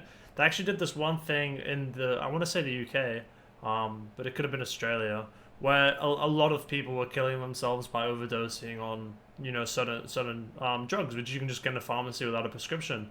And what they did was all these companies actually just made the size of the little thing smaller so that you couldn't get out as many pills at one time. And the suicide rates from overdose with pills just went down a ridiculous amount. It's there's a specific psychological term for it. They do it similarly with things like when you see it a lot on the highway in Australia. But when you start seeing these lines, like you see one line, and then they get closer together, they actually do that to incentivize you to stop speeding, or in fact to slow you down, because having those lines and then bringing them closer together with a certain amount of distance actually makes it look like you're going faster. So subconsciously, you slow down. It's the exact same thing with these preventative things that stop suicide. And I completely agree. With the whole gun thing. It's not the case that everyone's gonna do it. And it's not even the case that the guns themselves are killing people, but they're definitely enabling the kind of shit we see today. Yeah, and I mean, look, I lived in Australia my entire life. I've never held a gun. I've only seen guns be carried by police. I'm not indoctrinated by the idea. I don't have I don't have parents that use guns. I live in a society that loves guns, like Texas or south parts of America. But for me, it's an easy fix. Just stop distributing guns, and people stop dying by guns. To me, there's no argument. It's obvious, and I saw it in New Zealand when there were the mosque shootings. They just banned automatic guns, and there hasn't been an event where automatic guns were used in New Zealand since. So, yeah. I think one of the funniest skits I've seen about guns, and the reason I love it so much is because it's so beautifully and intelligently crafted together. But it's the Netflix special by Jim Jeffries about gun control. I'm sure you've probably seen it, Jono.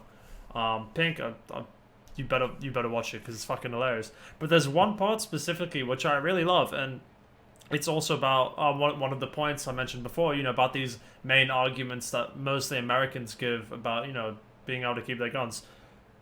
Oftentimes, the main point is, it's in the Constitution. It's my Third Amendment right. You can't change the Third Amendment. It's like, yes, you can. It's called an amendment. It's called an amendment. What you need, sir, is a thesaurus, not a gun. It's so fucking true. It's like, you don't need fucking guns. The reason guns were even put in the Constitution, and sure, my history probably isn't at a very high academic level compared to other people, so feel free to call me out. But the reason guns were introduced in America in the Constitution is because they wanted a kind of backup for the population or society to be able to rise up against the government if it ever became tyrannical. And Can you imagine? Yeah, and sure, that worked back in the day when you had fucking muskets, but now they have fucking nukes and drones. You're not gonna bring an assault rifle to the White House because you think the government's tyrannical. You're gonna get fucking murdered. Never mind the nukes. You walk up there with your little M16, Yeah. and there's dudes there with They've got an Odin. fortified barricades and shit, and you're like, okay, okay. Like the whole reason guns were implemented in the Constitution is completely irrelevant now. You're not going to be able to fight the government like with 100 guns or 1,000,000 guns. You're fucked. Okay, like they can have little drones and far superior guns and all this shit. And it just doesn't matter. Like, and like another point in the Netflix like skit is like, sure, it works with muskets where you're really mad with someone. It's like, he calls your girlfriend a bitch. You're like, I'm gonna fucking kill you. Just cleaning the musket, fucking yeah, fuck it. You're not a bad guy. You really have time to calm down with a musket. With a fucking gun, it's like, what you call my girlfriend? Bah, bah. It's like, I think if you're looking at human emotion and the impulsivity that some people have, then guns are an especially dangerous tool. Yeah, well, I think a distant analogy that I can draw is like very recently, I'm sure we're all very aware, the world was threatened by COVID-19, and in response, people stayed home. There were very strict measures put in place to prevent people from dying from COVID-19. America has been threatened by guns for fucking years. Schools have been shot up. People lost their lives. In every day in America, there's a mass shooting. So why don't they take a proactive approach and just, I disagree with what Pink says in regards to being able to properly regulate guns. I think that's impossible. I don't see a world where that can actually be done. I think it's too late for America. States there are in America. Well, just how many states are in America as well? Like if you have state governments all doing their own thing and there's already so many guns in circulation, then it's just going to be a shit fest. And then there'll just be a black market where they'll introduce guns that way. So, yeah. Can I ask, do you think it's impossible to regulate in the world and America specifically because of how it is currently, or do you think it's impossible to regulate weaponry in general? I think specifically for America now it's too late, but sorry to cut you off, Jono, but I think specifically now with America it's not possible because it's already too late. And these things haven't been implemented since the start, but I think in other countries where you do have guns and like pretty much essentially no deaths, then it's possible. But regardless, I don't think guns should be allowed at all, except for very minute circumstances where you have to go through rigorous testing and assessment to get it. I actually wanted to hear Jono's answer to that, if you don't mind. I wanted to answer first. Just so obviously America has a socio-political context which enables sort of the use of guns. I think if you in Australia actually, like we do have guns in Australia. They are heavily regulated. Like I know people who have multiple firearms at home, heavily regulated. Like you can't just buy a gun in Australia. Like we are an example of a system that has guns, not automatic, all bolt action or single shot, or whatever the correct terminology for that is. We do have guns and it is regulated, so it can be done. I'm sure there are examples in Europe or in other places of the world where it's done really, really well. But America, due to their sort of socio-political context and the amount of guns they have in circulation now as well, I can't imagine a world where they could be properly regulated. Okay. Yeah, I agree with you fully there. Yeah. No argument. And if you look at drugs, for example, like drugs are illegal. Yet, if in Australia you want to go out on the weekend, you want to buy MDMA, you can buy MDMA. Like the government fails in stopping the sale of illicit drugs. Similar thing with drugs. Similar thing with guns in America. If they try and regulate it, everyone's just gonna still sell them. To me, and please discuss for this as well, because this is a huge thing that I have no actual backing for, but it just seems like because the example of drugs specifically, obviously the government can't stop all drug things. In fact, the parts where they try the hardest to stop it, for example the prison system, is the most rife and prolific with drugs.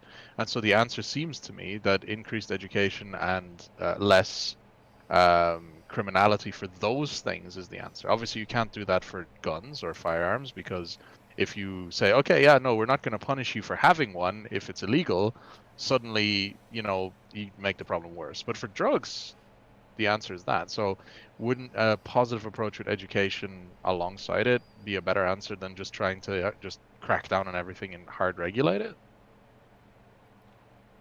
Yeah.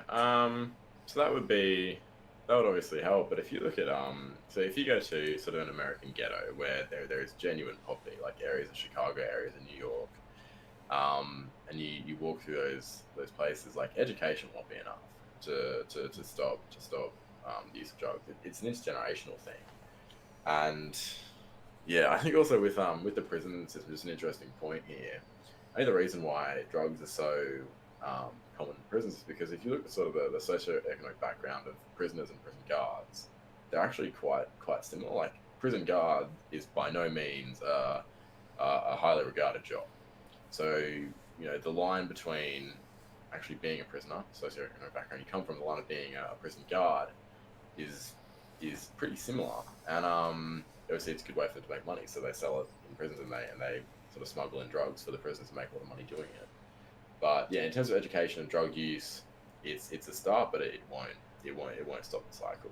We have examples in Australia with our Aboriginal and Torres Strait Islander populations where they have tried to stop alcohol, to stop the indigenous communities from drinking alcohol. It doesn't work. Like you can't educate people to stop doing something they want to Oh do. yeah.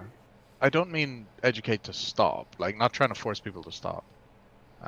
But for example, using Amsterdam as a good reference, where you decriminalize all drugs, you make good drugs, as in high quality, pure drugs, available in a controlled fashion, so that people don't die from side effects from badly cut drugs or whatever. And then offer support systems such as education facilities that tell you about the risks of drugs, but they don't necessarily say, listen, all drugs are bad, you should stop. But then also have these places that allow you to go into rehab and things like that. And it has shown, as far as I understand it, a drastic reduction in the amount of related addictions and deaths. I don't think Amsterdam has all drugs decriminalized. I didn't mean to say that, if that's what I said. No, I meant to say that they have just marijuana. largely decriminalized drugs. I think obviously marijuana is fully decriminalized. And I don't mean like you can go into a corner store and buy cocaine or heroin, but more like if you get caught with cocaine or heroin, you're not going to be put in jail.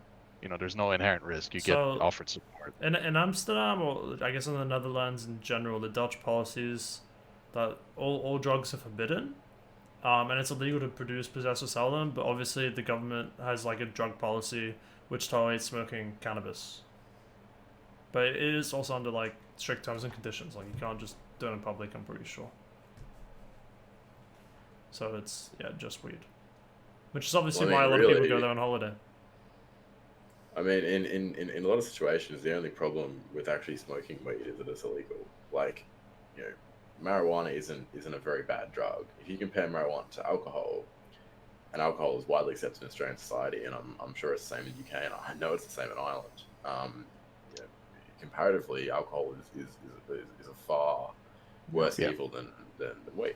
I would argue that the negative effects, like, okay, I'm not too familiar on the research of this, but a lot of my rationale for this is based on research on caffeine and its relation to sleep, and I've also looked at cannabis as well. Obviously, most people know that cannabis itself isn't bad for you. Nobody's going to die from smoking weed. I would argue that cannabis is essentially on the same level as caffeine, except that the change in like state and how much that alters your personality and like function is more noticeable with cannabis. But if you're just looking at how bad something is for you, then I would argue cannabis is essentially the same as caffeine. Yeah, that's actually a really good analogy. And just on sort of the personality changes, alcohol is interesting, and I feel like a lot of people love to justify that their behavior was somehow altered by the use of alcohol, but it's not actually true. Alcohol is disinhibitory, so you do shit that you wouldn't normally do. It doesn't create new behaviors. Like, you don't suddenly become an asshole. If you're subtly an asshole and you drink alcohol, you become an asshole. That's how that works. If you like a girl and you drink alcohol, you go for that girl. Like, it's disinhibitory in nature. It's not. It doesn't make you aggressive. It doesn't bring out new behaviors that haven't already exhibited or hold. I actually disagree with you. And I wish I had read the book again. But essentially, yes, I agree with you. Alcohol is a disinhibitory, right? It's disinhibitory drug, right? It makes you, it lowers your inhibition. It makes you do things that you might not have done. For example, like flirting with that girl, or telling you like, or even being an asshole. But I remember reading this book. I can't remember what it was called exactly. I think it was called The Right Brain. It was this book on neuroscience, and one of the chapters specifically talks about alcohol and the effects it has on people, and specifically with the brain, of course. Now, the main case study used was the situation where what was that actor that got really drunk and he drove, and then he said, like, he kept saying the N-word to the police. Mel Gibson. Mel Gibson. It was with Mel Gibson, right? And people were saying like, oh, Mel Gibson must be a racist, and it's just the alcohol, like disinhibiting him enough to actually say that in public. Look, maybe it's true that he is a racist, right? And the alcohol just disinhibited him enough. Weird. Definitely a weird guy, sure. But oh God, and like I really wish, just for the podcast even, that I could memorize like the exact reasoning and science behind it. But essentially, the alcohol itself is not gonna it doesn't like get you to a state where it acts as a truth serum. Like alcohol is not a truth serum. It can make you can say things while drunk that you don't necessarily mean, but because it's a disinhibitor, it can make you do things you might not necessarily say that are just stupid and frowned upon, But like if you look at the actual neurological basis behind it, then it's not entirely like that. You see, I think that we're talking past, or rather you two are talking past each other a little bit there, because I don't think Jono was saying that everything you do under alcohol is 100% true or what you believe, but more that if you have the tendency to do something, whether that be a dickhead or not, right? Alcohol is going to make it more likely that you do it. It's not whether or not that is true or what you truly believe. It's more like you're more likely to do something, whatever it is. No, but right? I understand, I acknowledge that, right? But then it was specifically when Jono said that it's not going to suddenly make you an asshole or make you do these things that aren't like already inherent in your personality. And I think that's where I think there's a slight misconception with people, at least from what I've read based on neuroscience. But of course it couldn't, right? Like it couldn't create new behaviors. Like even any drug will bring out behaviors that are ingrained in you in some way, right? There is no such thing as a... Okay, sure, but like, for example, if you're an asshole when you're drunk, it might just be the case that you're actually an asshole and it just brings it out. But it could also be the case that you're just you're not an asshole and it's just when you're drunk because of the way it affects your brain. That's my point. I just use the truth serum thing as an example because that's a large misconception among a lot of people. Yeah, look, my understanding is that alcohol acts, and obviously it acts on GABA A receptors by increasing the frequency of chloride channel opening, but also affects our limbic system, so it affects the way we perceive and interpret emotions, and also threat perception, so the amygdala as well. But my understanding was that overall it was disinhibitory in nature and didn't create any behaviors. And I can sort of anecdotally, and obviously this means absolutely nothing, but anecdotally I can attest to that in the sense that when I'm drunk, and I'm really drunk, like the most drunk I've ever been, I've never done anything that I didn't want to do. I've never sort of adopted a different personality or become a different person. So yeah. I can add my anecdote to that. Again, it means nothing as you said, but like everything I've done while drunk, I've at least thought about while doing while not drunk, right? I actually have different experiences.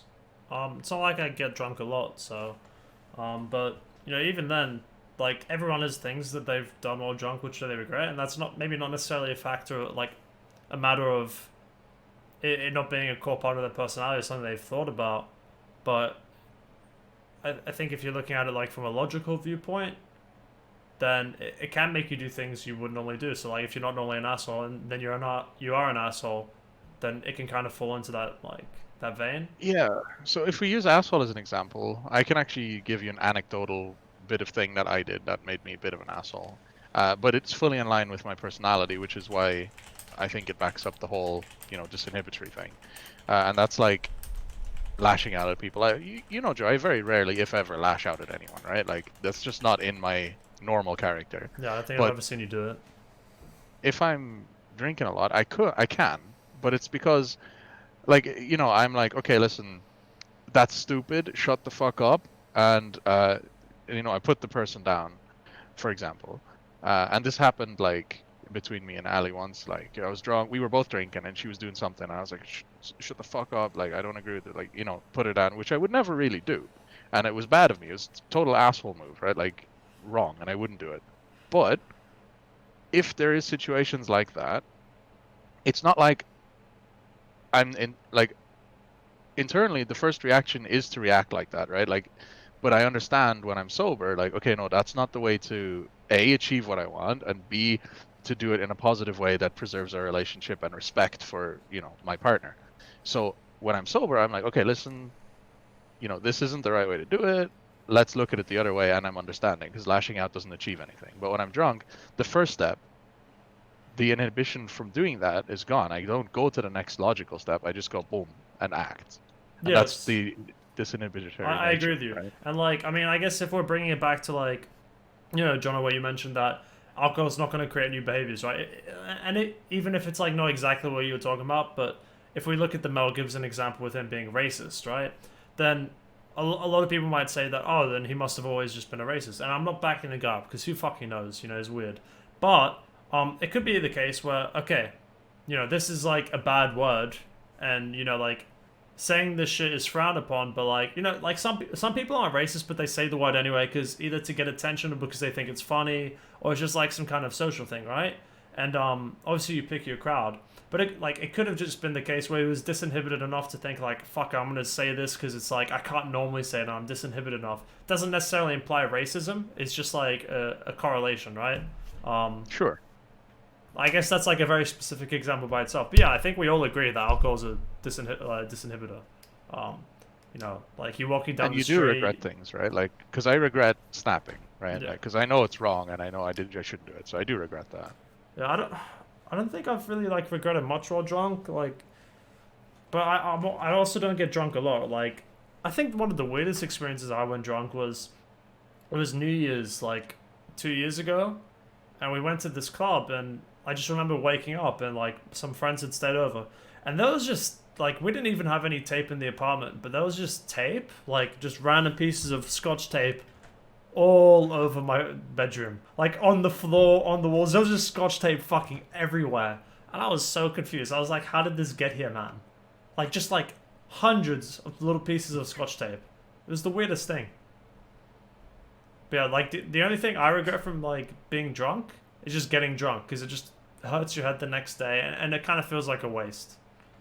You know, like I don't know if I'm weird in this like capacity, but whenever I like get past that point of being buzzed and actually become drunk, then I just get annoyed at myself because as soon as I feel my capacity to think and, you know, like rationalize things diminish, then I just get annoyed at myself because it's not something I like. I hate losing that control over my ability to think properly. Yeah, I can see that. Yeah, it's interesting you say that because I actually went to I was at my brother's surprise party last night for his birthday, and I didn't drink because like A, I knew I was doing this in the morning, and B, it's not really worth it for me for that reason. You know, you feel you almost have a degree of like cognitive dissonance that takes over. Like you stop being able to articulate coherent and well thought out sentences, and it's just it's not something I particularly like either. So yeah, definitely got a good point there. But yeah, then again, like last New Year's Eve, I had a really great night, and I was drinking a lot. But you sort of need to let go of being able to talk and be sort of an intelligent, sophisticated person for the evening if you're going to get absolutely wasted. So Yeah. For sure. Actually, I have very little experience with recreational drugs other than alcohol, really. I did try weed in the form of edibles at one point, and it was one of the worst mind-altering experiences I've ever had. Like, I didn't get paranoid or had any of the normal negative effects that are reported. but I just really didn't enjoy it. Like, the best way I can describe it is if consciousness is the surface of a lake, and normally it's quite, you can think clearly. But then when you take weed, or you're under the effects of a weed, the consciousness comes in like you're skipping a rock over the surface. It kind of comes in and out in bursts, and I really hated that because when you lose your train of thought, you're like thinking about something, and then you're like, and you're back on focus, and then you lose it again. Oh, it just felt so bad. Yeah, I don't really like weed. Yeah, fun fact, because you mentioned like oh, I can't remember, like hallucinations or whatever. That kind of stuff is like a negative thing. But if you in psychology, if you're looking at say schizophrenia, for example, then hallucinations are actually described as a positive symptom. And the reason for that is because it adds something, whereas if something is taken away, then it's negative symptom. For example, like flattened mood. I don't know, something like that. Just a little fun fact for you. But yeah, I think like I don't really enjoy smoking weed either. Especially when I drink at the same time and I get faded, then it just makes me feel tired and sleepy and bad. But even weed by itself just gives me a bit of a headache, and it just feels weird because it's not my normal state of being, and I don't like it. It's nice to fall asleep faster, but it's not something I do a lot. It's not that enjoyable to me. How about you, Jono? With weed. Yeah.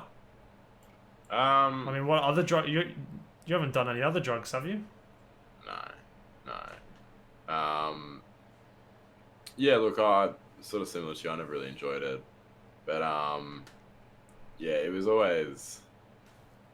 I guess I had negative experiences around using it though. Like it was never really something I did all that often, and it was 6 years ago probably since I last used it. But yeah, look, it wasn't as enjoyable to me as I think some people find it.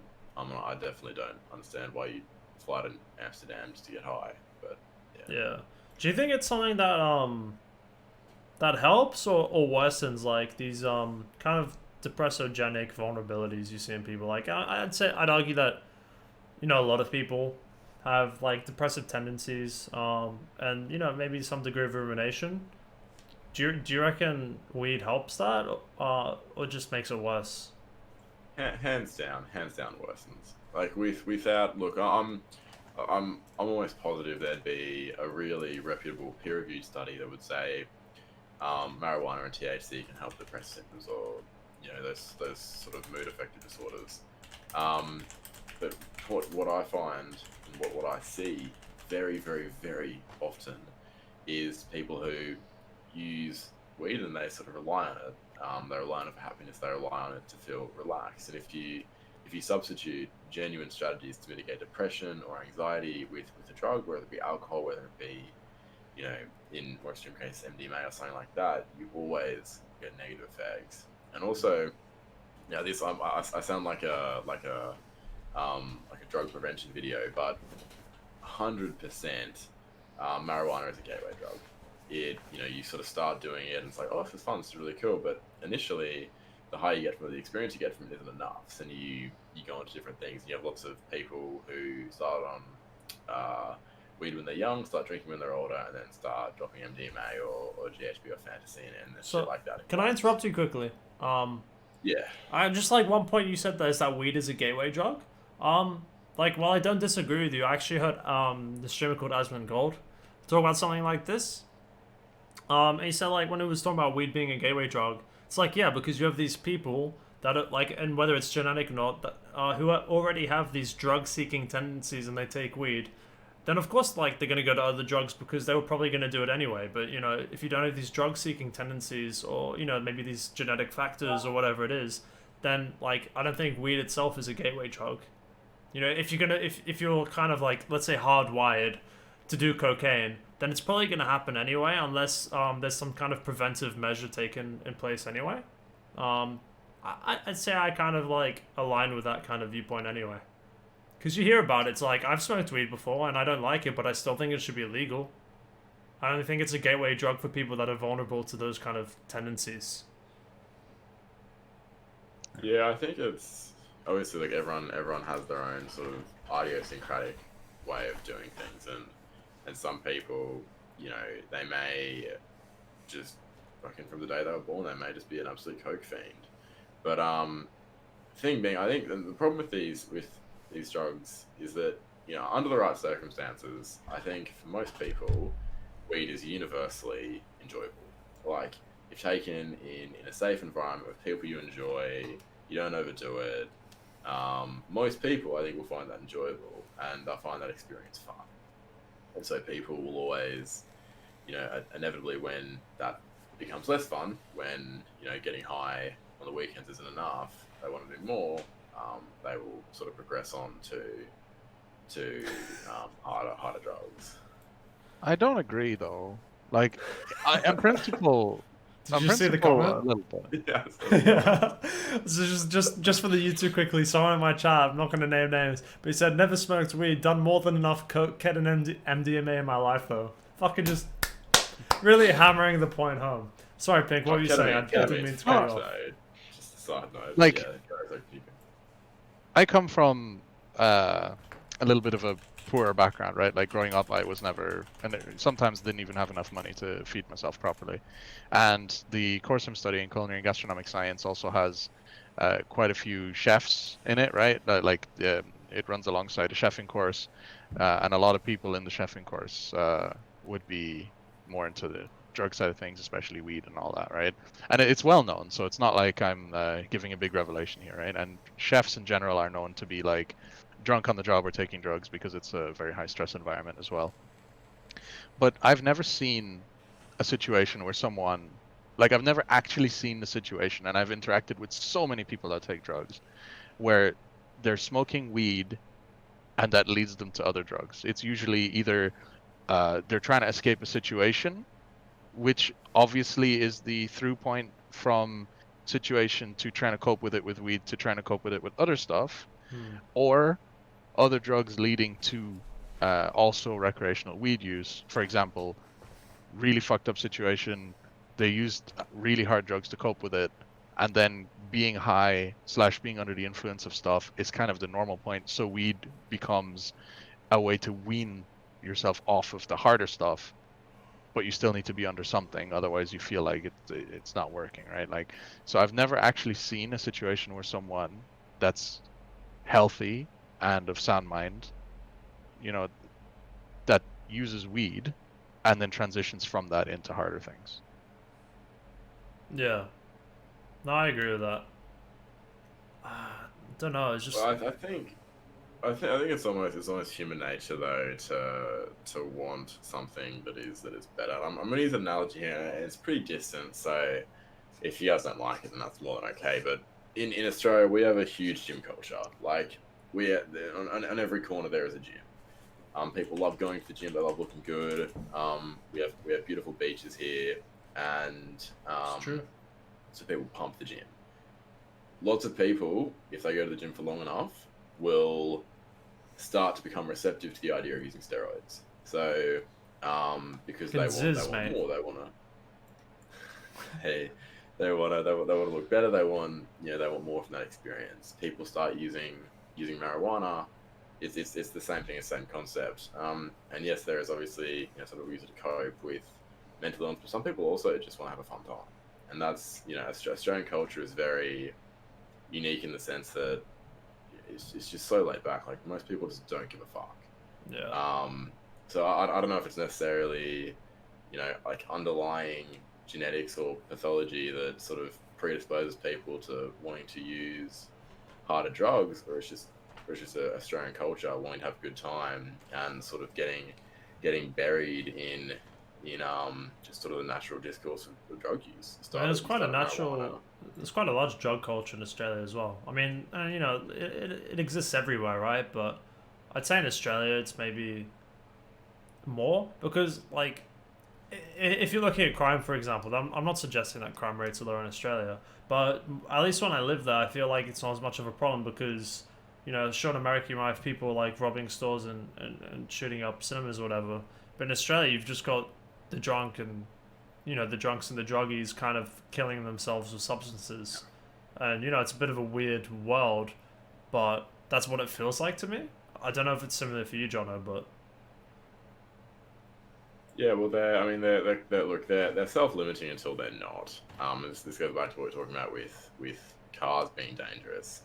Um, Obviously, when you have a society that has a drug problem, you have a society that also has a road traffic accident problem. Yeah. So yeah, it is self-limiting to a certain extent.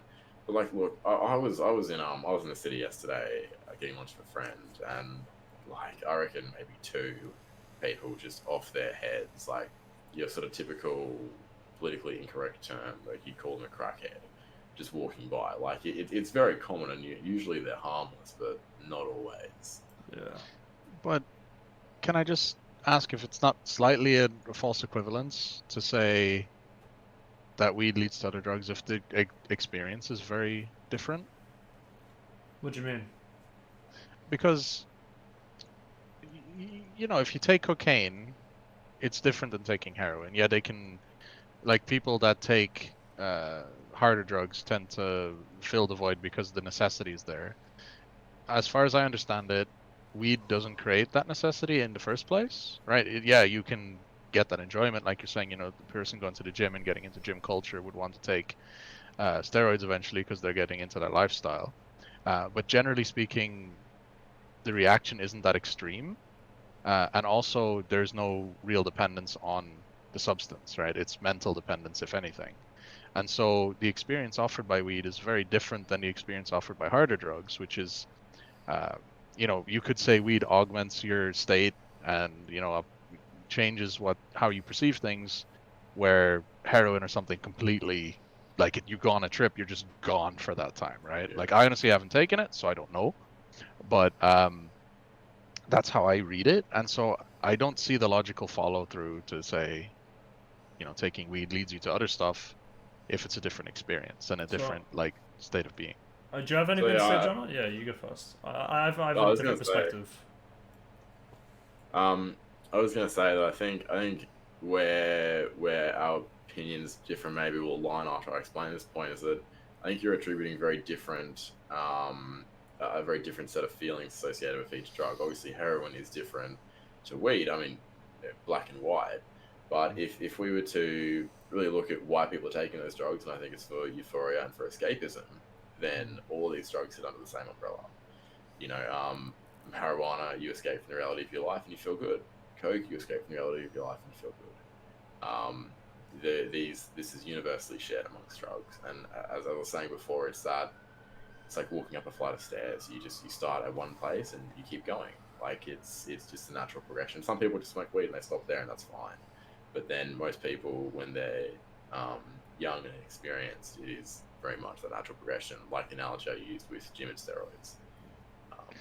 Yeah, I can see your logic there. I will disagree with the statement of most, but that's fine. I So, agree with that logic. so can I jump in with one point? Um, Mhm. kind of what you like. I mean, I pretty much completely agree with Jonathan. Maybe like the percentage of people that do, I'm not really sure about. But when it comes to like the actual physical and neurological dependency on the drugs, then I think there are like aspects you can kind of pick apart at it.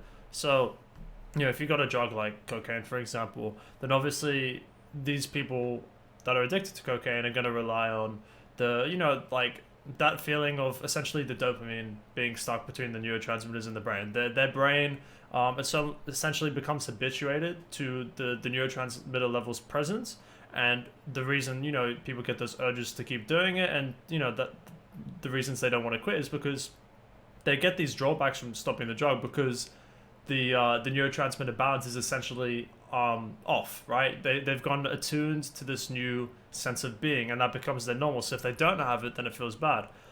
So if you're looking, if you're comparing to cocaine to weed, for example, then I would argue and agree with you almost that yeah, these drugs are really different. But you also have other facets of weed which can be addictive to a certain degree.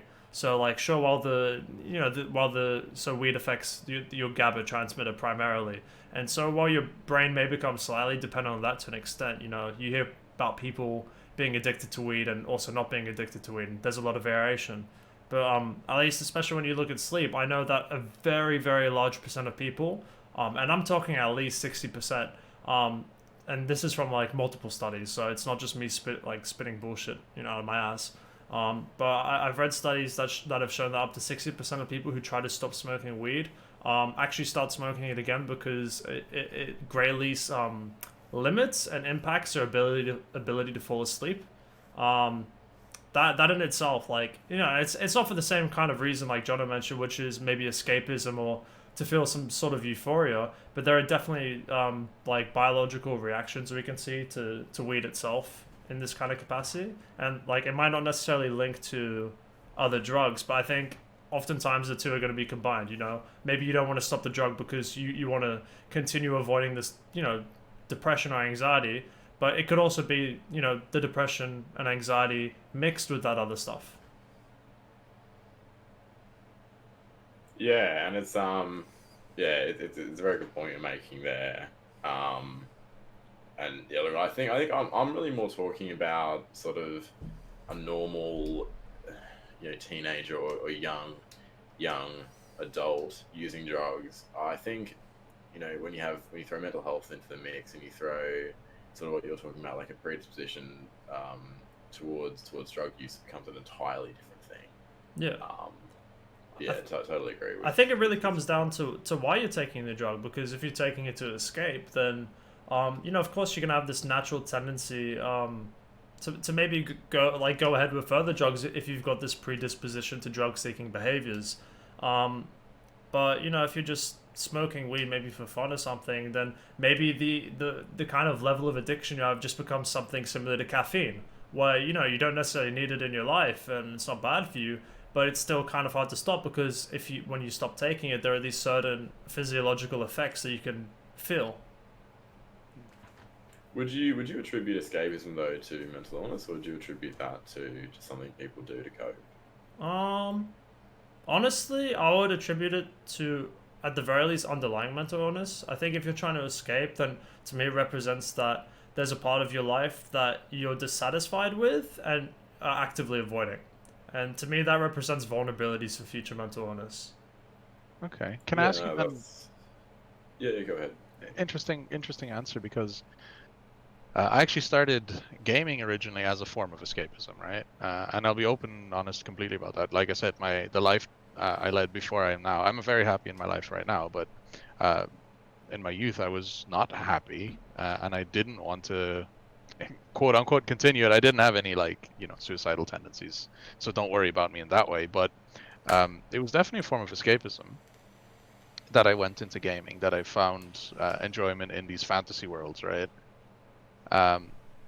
So with your statement about it being maybe an indicator of underlying mental illness, that doesn't seem to take into consideration the surrounding circumstances in the sense that So I guess I maybe not misspoke, but could have worded it better or elaborated, because I feel like escapism itself isn't necessarily a form of underlying mental illness, but it's about how much the escapism actually allows you to overcome your problems. So if at least in my opinion, if you've maybe got some underlying depression or something, or some parts of your life that you just don't want to deal with, then I'm not saying that not dealing with it is gonna cause mental illness or something.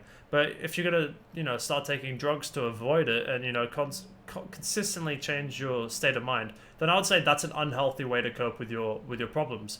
But if you turn it into something positive, and even if it's not fully productive like gaming, but for example like going to the gym, or like writing music, or even gaming, and then you can turn that form of escapism into something positive, which improves you as a person, then I think that can be a real positive thing.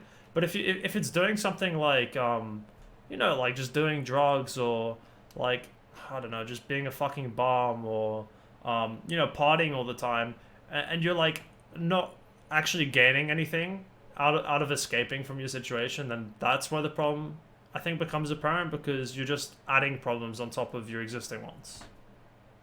Sure.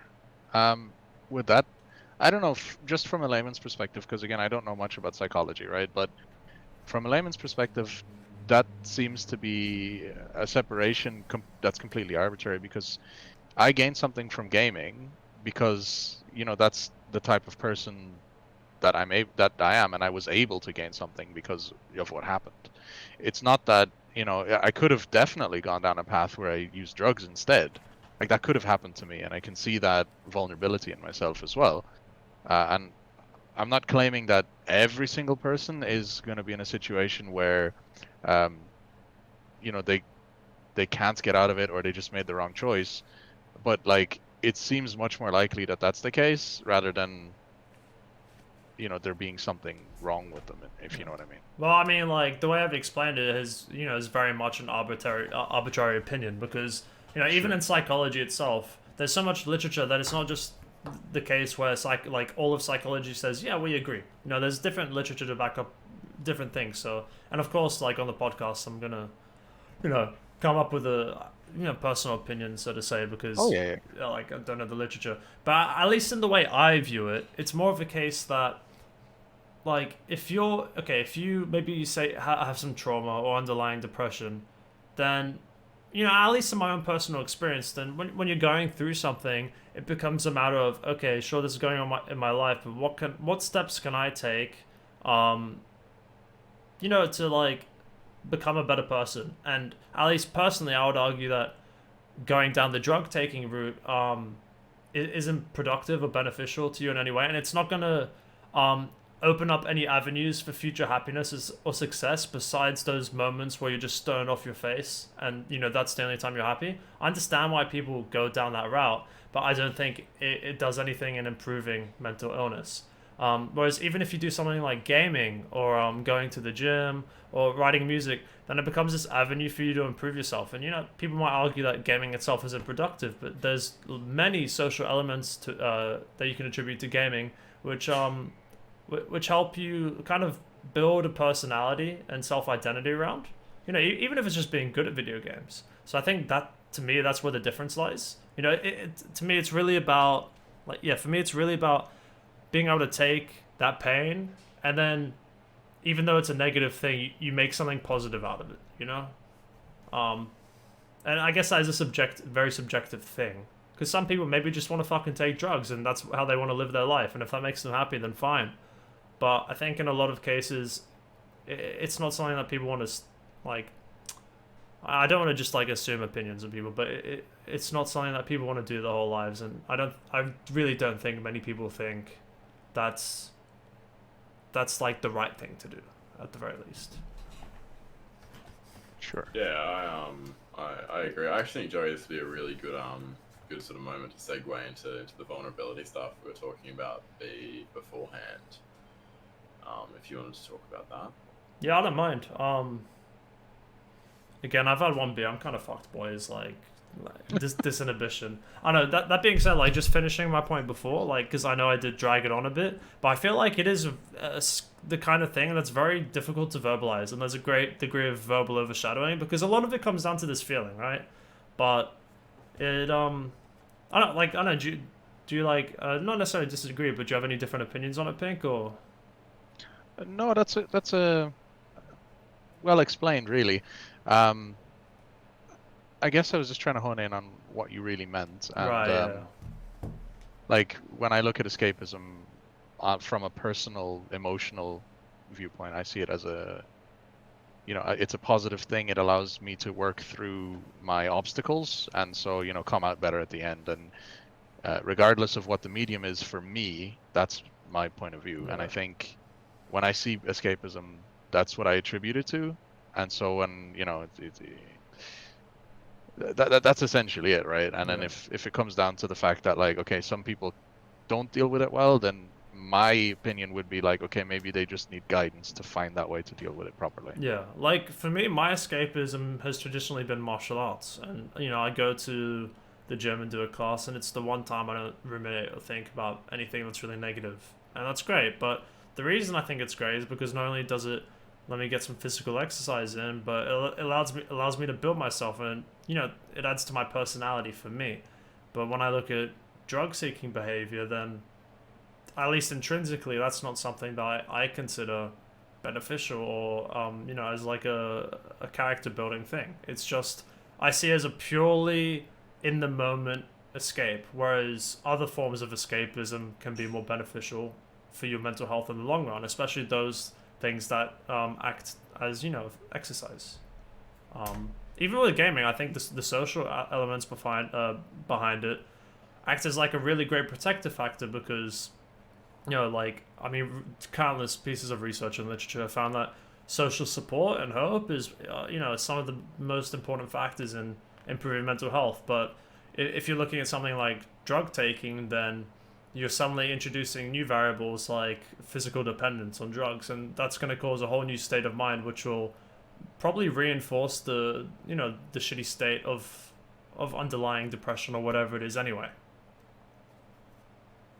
Yeah, I guess going into so like we had this idea before. It was my idea anyway, but like we kind of want to talk about like cognitive vulnerabilities, and especially in today's society, with a whole lot of other things, I feel like it's still very frowned upon to like be emotional in a sense. Like I know Pink, like I come to you with like emotions and shit all the time, and you've always got like a rational perspective. But at least with Jono, has been my friend for years, and we always like kind of rely on each other to a certain degree. Honestly, I don't know what I'd do without Jono. Always been there for me, especially when it counted the most, and I'd like to think that it's been the same the other way around. But the reason I specifically wanted to talk about is because whether it's a lockdown thing or just a product of past experiences, like over the past few months I've definitely been ruminating over everything. And for those of you that don't know what ruminating is, it's essentially dwelling on negative life events or thoughts. And oftentimes you can find that it not only acts as a risk factor for depression and that kind of stuff, but it just creates low mood. And to me it happens all the time at night. There's this one song by NF called Hate Myself, and both verses start off with late nights are the worst for me. It's just a thing. Maybe like some people relate, but maybe others will learn something and go, okay, well I didn't know that. But I guess like before we like jump into things and like how I like kind of analyzed myself the other day and go into a separate monologue, like I don't know, what do you guys think of that? It's interesting.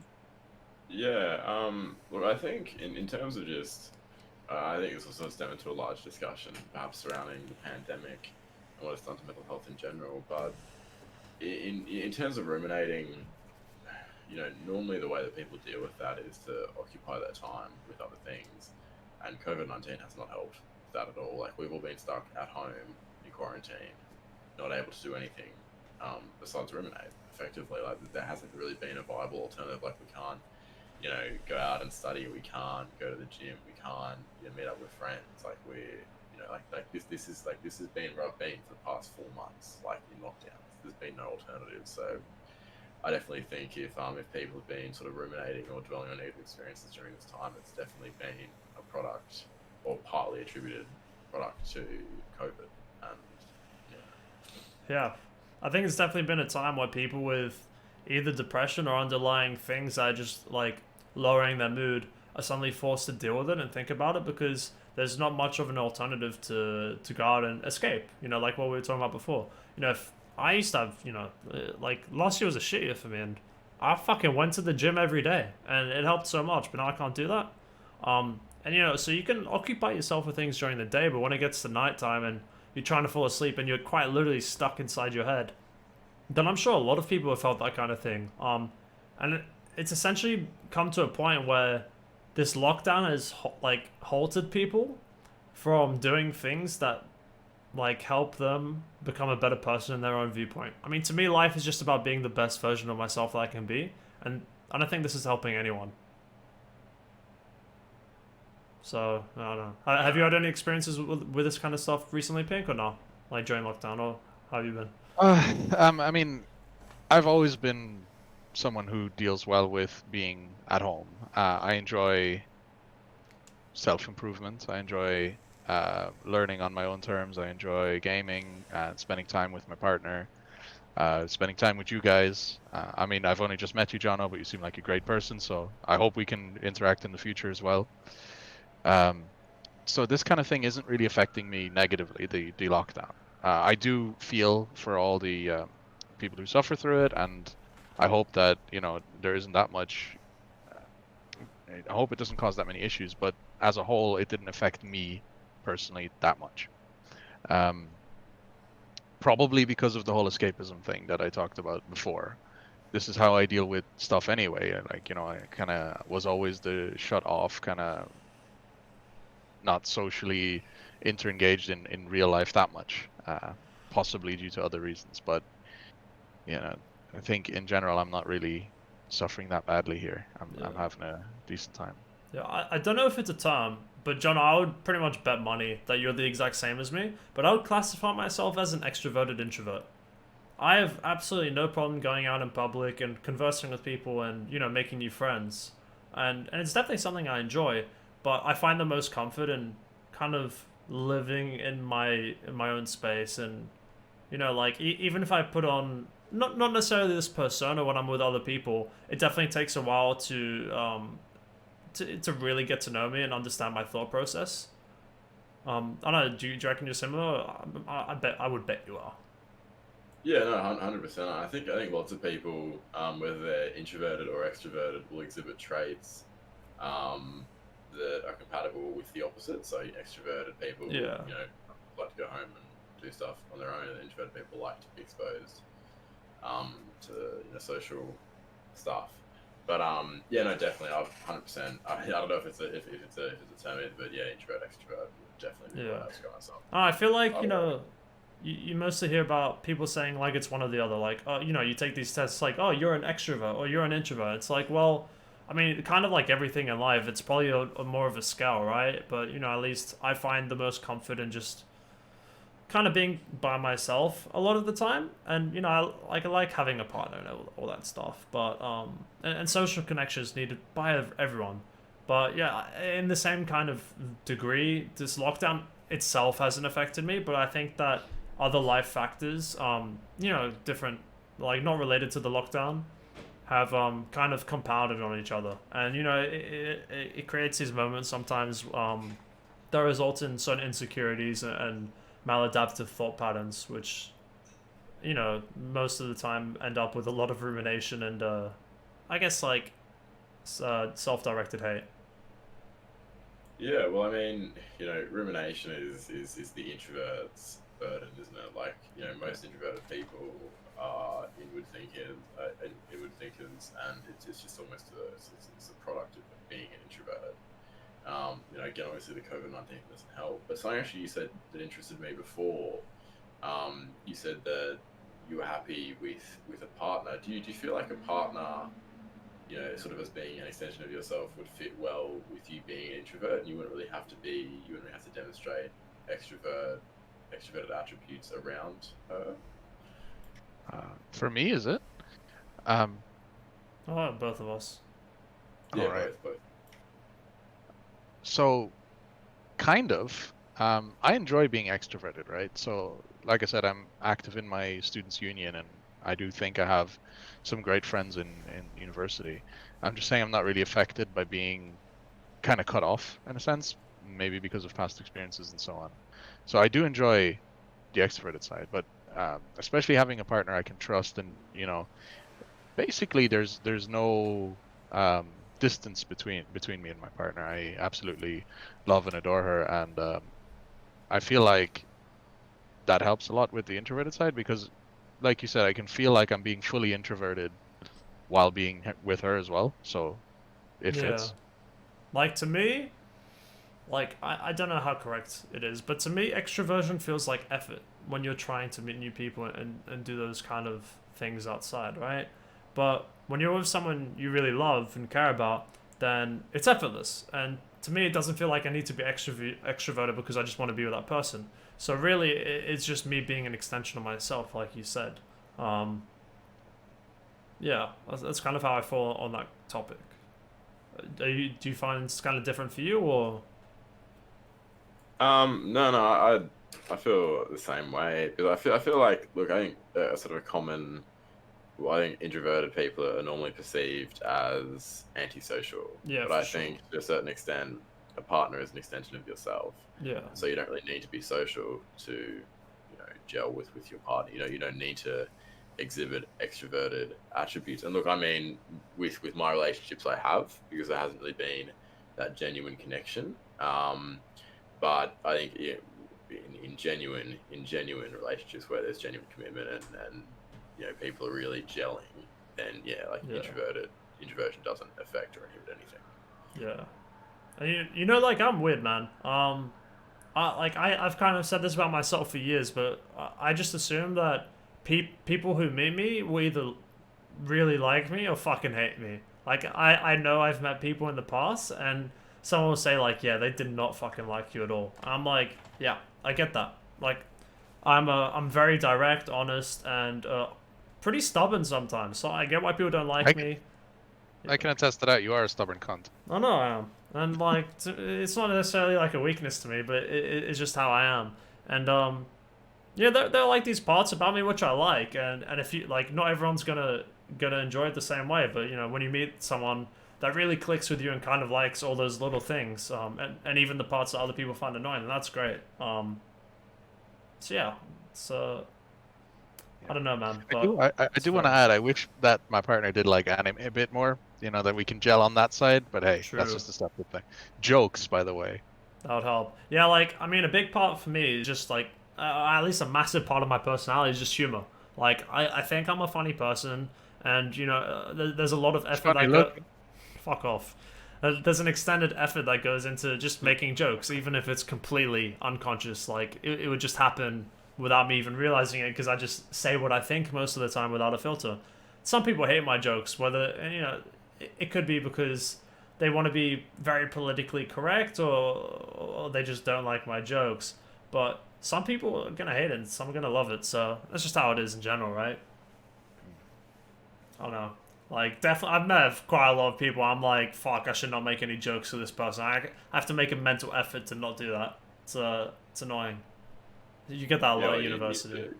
Mental effort to not be myself. Yeah, I find that quite hard actually, because my jokes can be rather crude and crass, and so when you're representing people in, let's say, a student union, you obviously can't make those jokes, and Yeah. I obviously don't believe a lot of the jokes I make. Right, it could be an offensive joke. And when I say it, it's meant to be crass. It's meant to kind of be like funny because it's so absurd. But if you make those jokes to someone who doesn't understand that, or in public where it can be misconstrued, then it's going to be taken the wrong way, and it actually acts separate. So yeah, you have to filter a lot what I say. It does take effort. I make so many, like, just offensive jokes. I'm pretty sure that, like, at least 50% of people who meet me think I'm just a cunt. But I don't believe... Like, and it's not like I'm making these really racist jokes that are super out there and that, like, I'm giving these extreme opinions. But it's just stuff that catches you off guard. And I like that shock humor. And it's just, like, how I've been raised and how my family is. So that's probably something I attribute it to. But, like... All I know is that within my good group of friends, I say shit, and without even meaning to, people just laugh their fucking ass off. And I like that. It's definitely a core attribute for me. And like, it's funny because, like, that's kind of how I get through shit. Like, when I'm in a good mood, I make jokes. When I'm in a bad mood, I make jokes. It's honestly probably hard for people to tell when I'm in a bad fucking mood, because I just always make jokes. But I don't know. It's like, it's obviously a mature defense mechanism. But like, the reason that kind of sparked my brain juices is because I was essentially forced in my second semester of my master's degree to take this group course, essentially, which wasn't graded at all.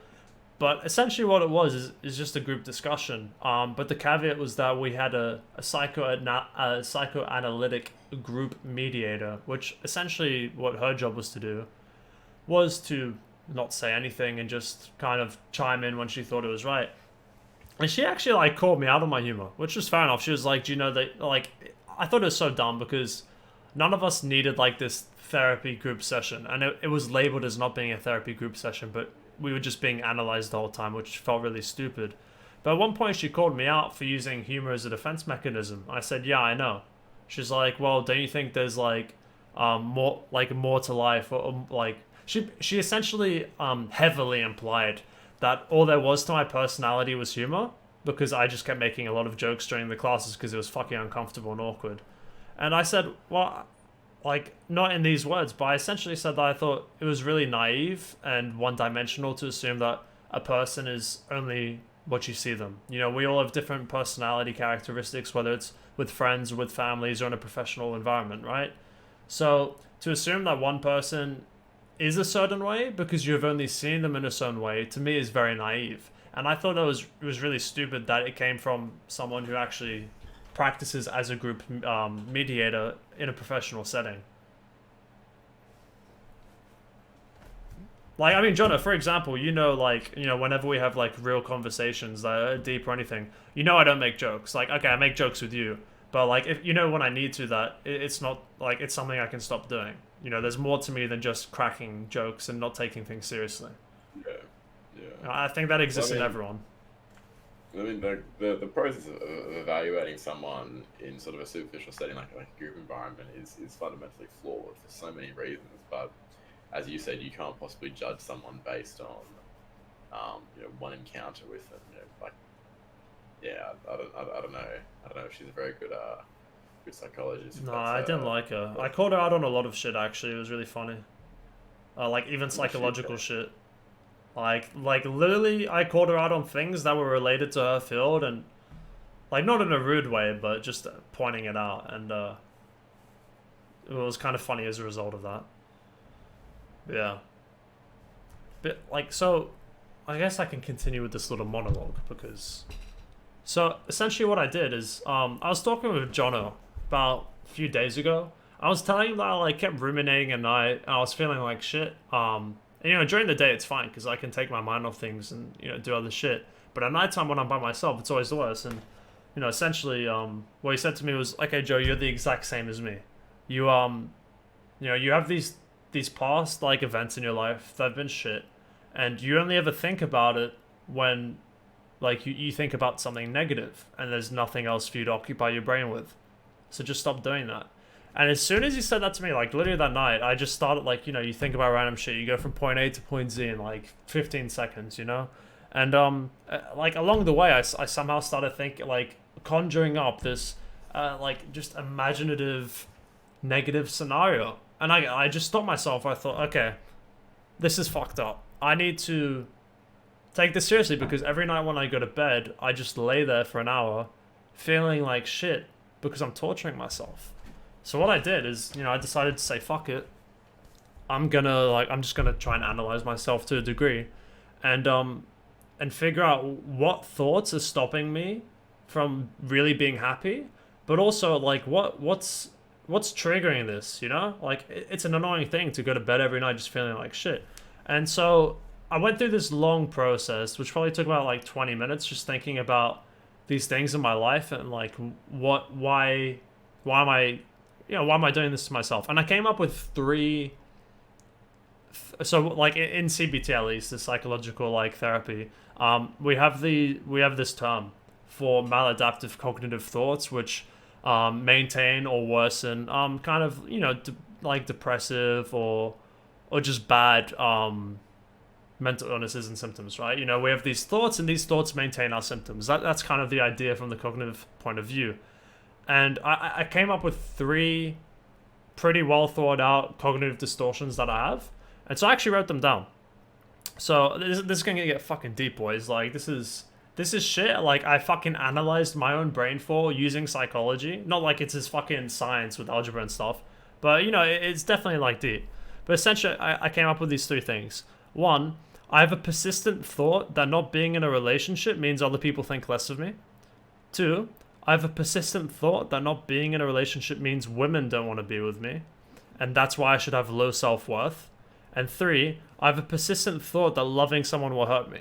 So I think what's really interesting about those three cognitive distortions is that the third one actually turns it into a positive feedback loop, where me feeling like being in a relationship will hurt me actually causes me to continue to not be in one, which reinforces my other two problems.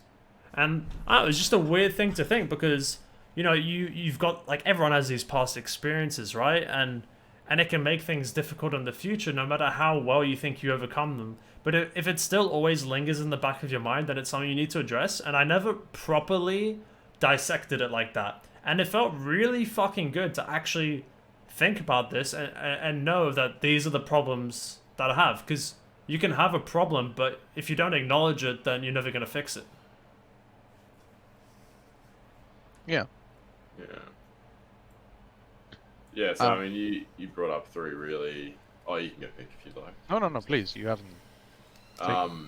You brought up three really interesting points there, which I think if I was to say out loud to you or read back to you, it would prove, or it would show quite flawlessly how irrational they are. Yeah. I remember you said, I think the second one you said was that not being in a relationship makes you. What was the second point? The second one was not being in a relationship means that women don't want to be with me and that I should have a low self-worth.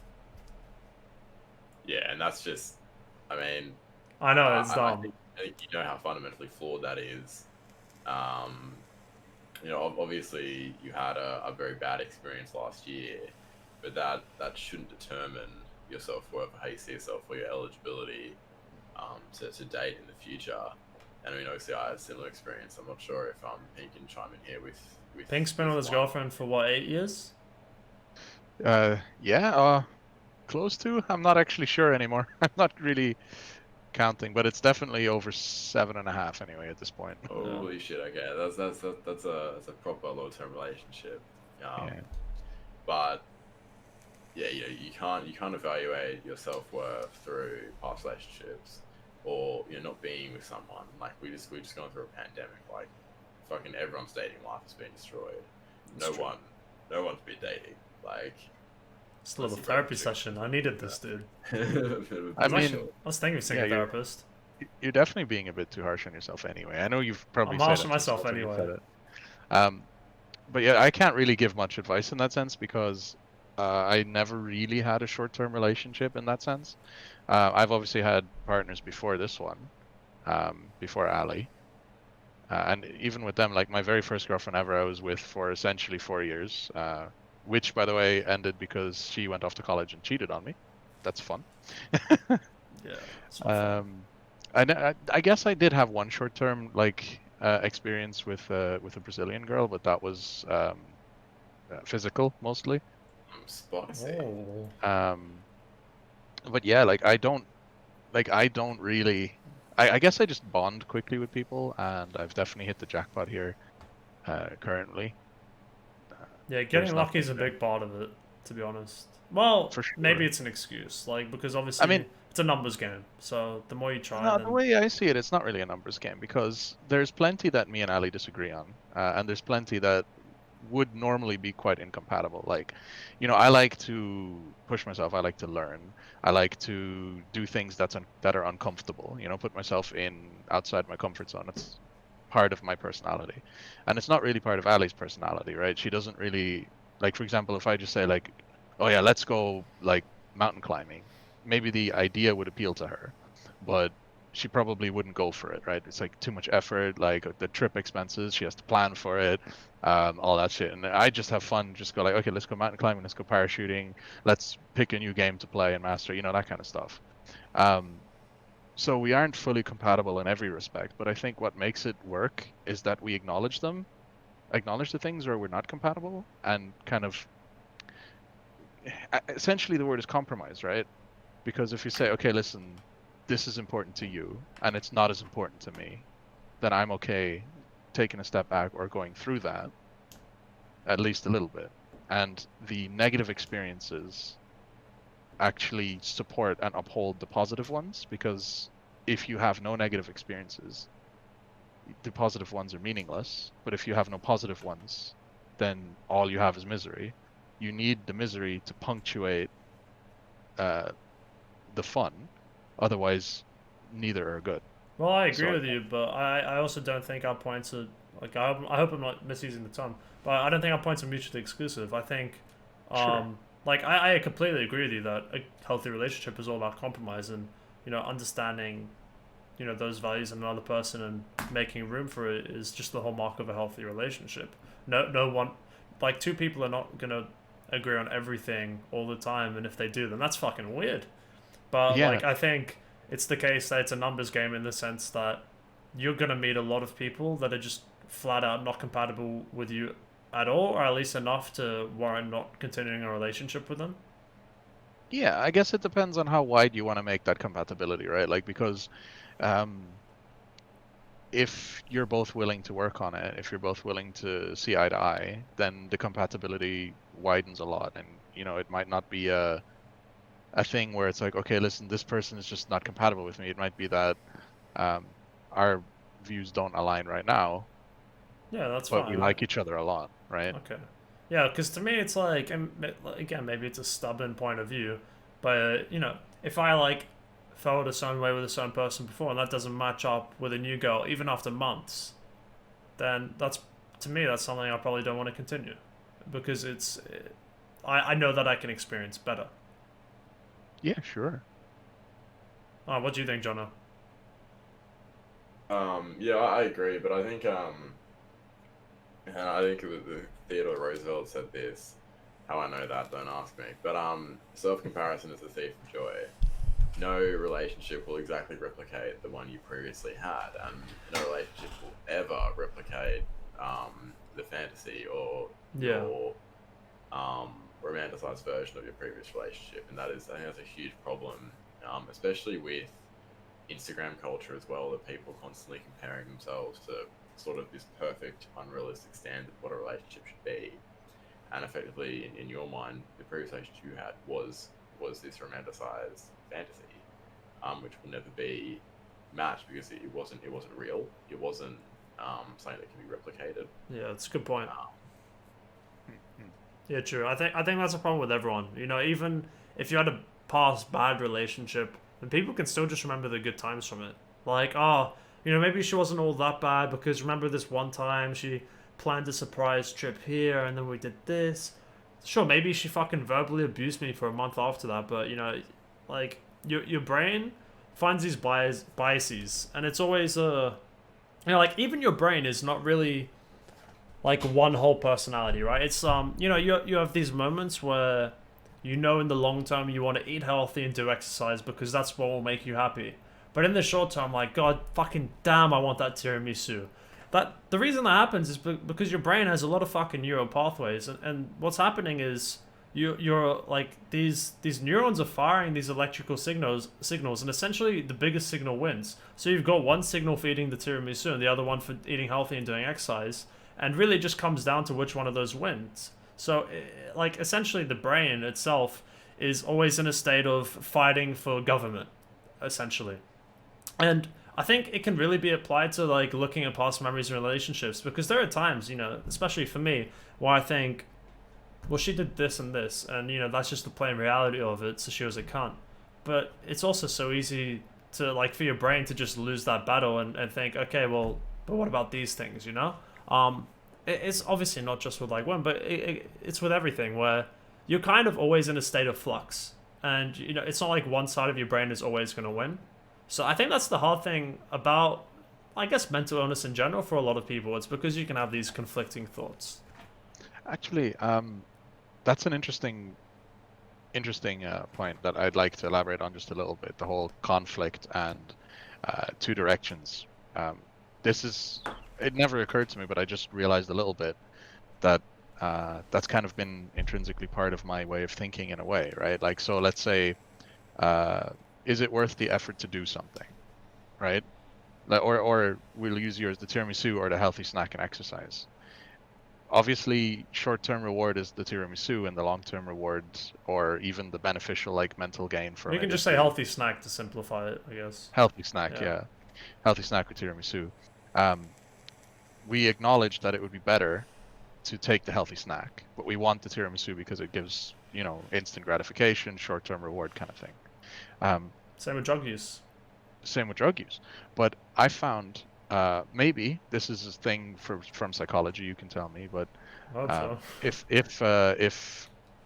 if I have a choice like that, and it's something that comes up in a day-to-day thing, and I actually think about it for a moment, then I can take the choice that would lose out, such as the healthy snack, and actually get short-term gratification from it, because I acknowledge, like the challenge of doing that is the short-term gratification. You know what I mean? Like, I see this is not what I would pick, because my tendency is to pick the easy, fun thing.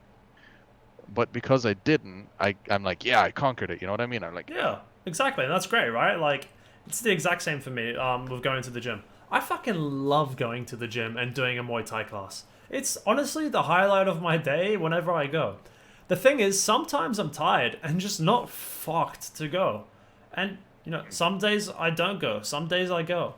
The thing is that, without exception, every time I do go, then I thoroughly enjoy myself. It might be a hassle, it might be tiring, it might feel like it's not worth it, but when you do it, it's always worth it. And completely agree with what you said. Like just overcoming that laziness or whatever it is in your brain actually feels good in itself. But to me, it feels good after you've actually done it. oh yeah, yeah. The same thing with me recently is cooking. I think it's the opposite of most people because I was cooking a lot before lockdown, and when lockdown started, I completely stopped cooking. I was just eating Tesco meal deals and fucking microwave food. It's horrible. So in an attempt to improve myself and get back on track and be more productive, I forced myself to cook at the very least once every second day, and I've been cooking more than once every second day. And before I start cooking, I'm like, oh, I'm not really fucked. But fuck off, Pink. After the podcast, through the push-ups. But yeah, before I start cooking, I don't want to do it because it's time-consuming and it takes effort. But after I cook, I'm like, well, that tasted way better and it was super fucking healthy. Like before the podcast tonight, I cooked some salmon, had salad with avocado, fucking tomato, and some other shit. It tasted great. Better than fucking ordering a shitty hamburger. What was that, Jono? Sure. I said they proceeded to smash a beer. Okay, shut the fuck, dude. I never drink. That's actually one thing I've noticed with quarantine, especially if we're looking at the whole mental health thing. I feel like lockdown has been the time which shows people's reliance on alcohol. And I'm not saying it's this fixed thing which determines, this or that. But I found that people have either drank a lot during quarantine or they just don't drink at all. This is probably my okay, with a few exceptions because I've actually hung out with friends recently, but actually while being in lockdown, this is my first beer just drinking by myself, behind the computer. My first beer in months. With the exception of going out with friends and stuff recently because some measures have lifted. On the other hand, my roommate, it's not as much now, he's being quite healthy, but at least for a month or something, he was drinking quite a lot, and it's fine because he's, talking with friends and doing this and that. But there's definitely a lot of people who are drinking a lot, and it's a form of escapism. Maybe the drug dealers are in fucking lockdown. Who knows? But I've definitely found that. Hey, buddy. Yeah. I think it comes down a lot to why do you drink, right? If you're drinking to cope, then it's escapism. If you're drinking just to have fun every now and then, and it's not something you rely on, it's okay. Yeah, I agree. That's how I feel anyway. Yeah. Still escapism nonetheless, though. Oh yeah, but a bit of escapism, even if it's unhealthy, rephrasing, a bit of unhealthy escapism is something that pretty much everyone does in some way or another, right? You're gonna have some unhealthy tendencies, and expecting everyone to be perfectly rid of all unhealthy tendencies isn't gonna be really realistic. Yeah, we're not monks, Yeah. I don't necessarily see escapism as unhealthy at all, though. I think it can take an unhealthy form. But yes, that's how I wanted to fucking word it before. Thank you. But Sorry, continue. Everyone practices escapism. Watching TV is escapism.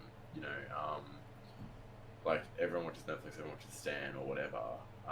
So escapism is very much a part of our culture and our day-to-day lives. It's when it sort of becomes problematic when you're doing it regularly or you're sort of escaping through drugs or through other sort of unhealthy behaviors. Escapism by itself is fine, I think.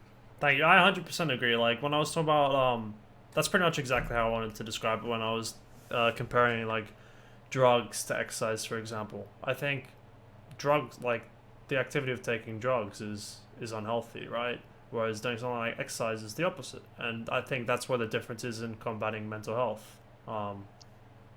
And again, that might be subjective, but you worded it really perfectly there. And I found myself agreeing. I just want to mention quickly, Ali's watching. She just tuned in, and she said that, Jono, you're a bit quiet. Is there anything you can do to turn it up slightly? She said in comparison to us right now. Yeah, I'll see what I can do. Thank you, Ali. How's that? I don't know. Maybe just move closer a bit. Maybe give us a little ASMR.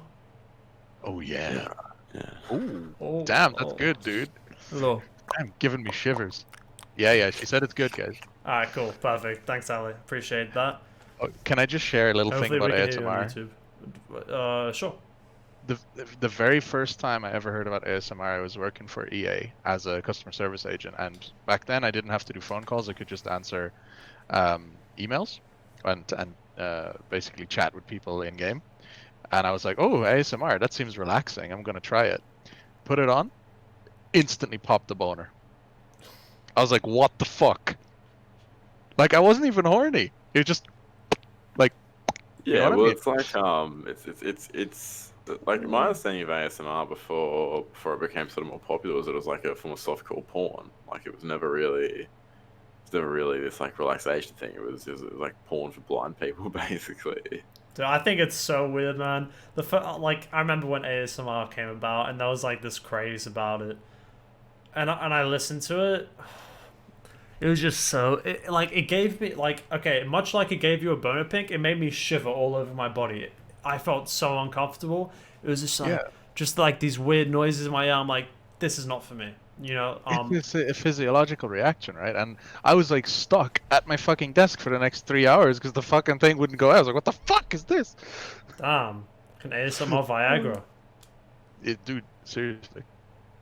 Oh, let's not talk about Viagra. Oh yeah, we've both had some funny stories there, John, haven't we? Oh god. I'm willing to share one of my stories, dude. Yeah, man, go ahead. Well, not Start about it. the actual thing afterwards, but about the fucking Viagra.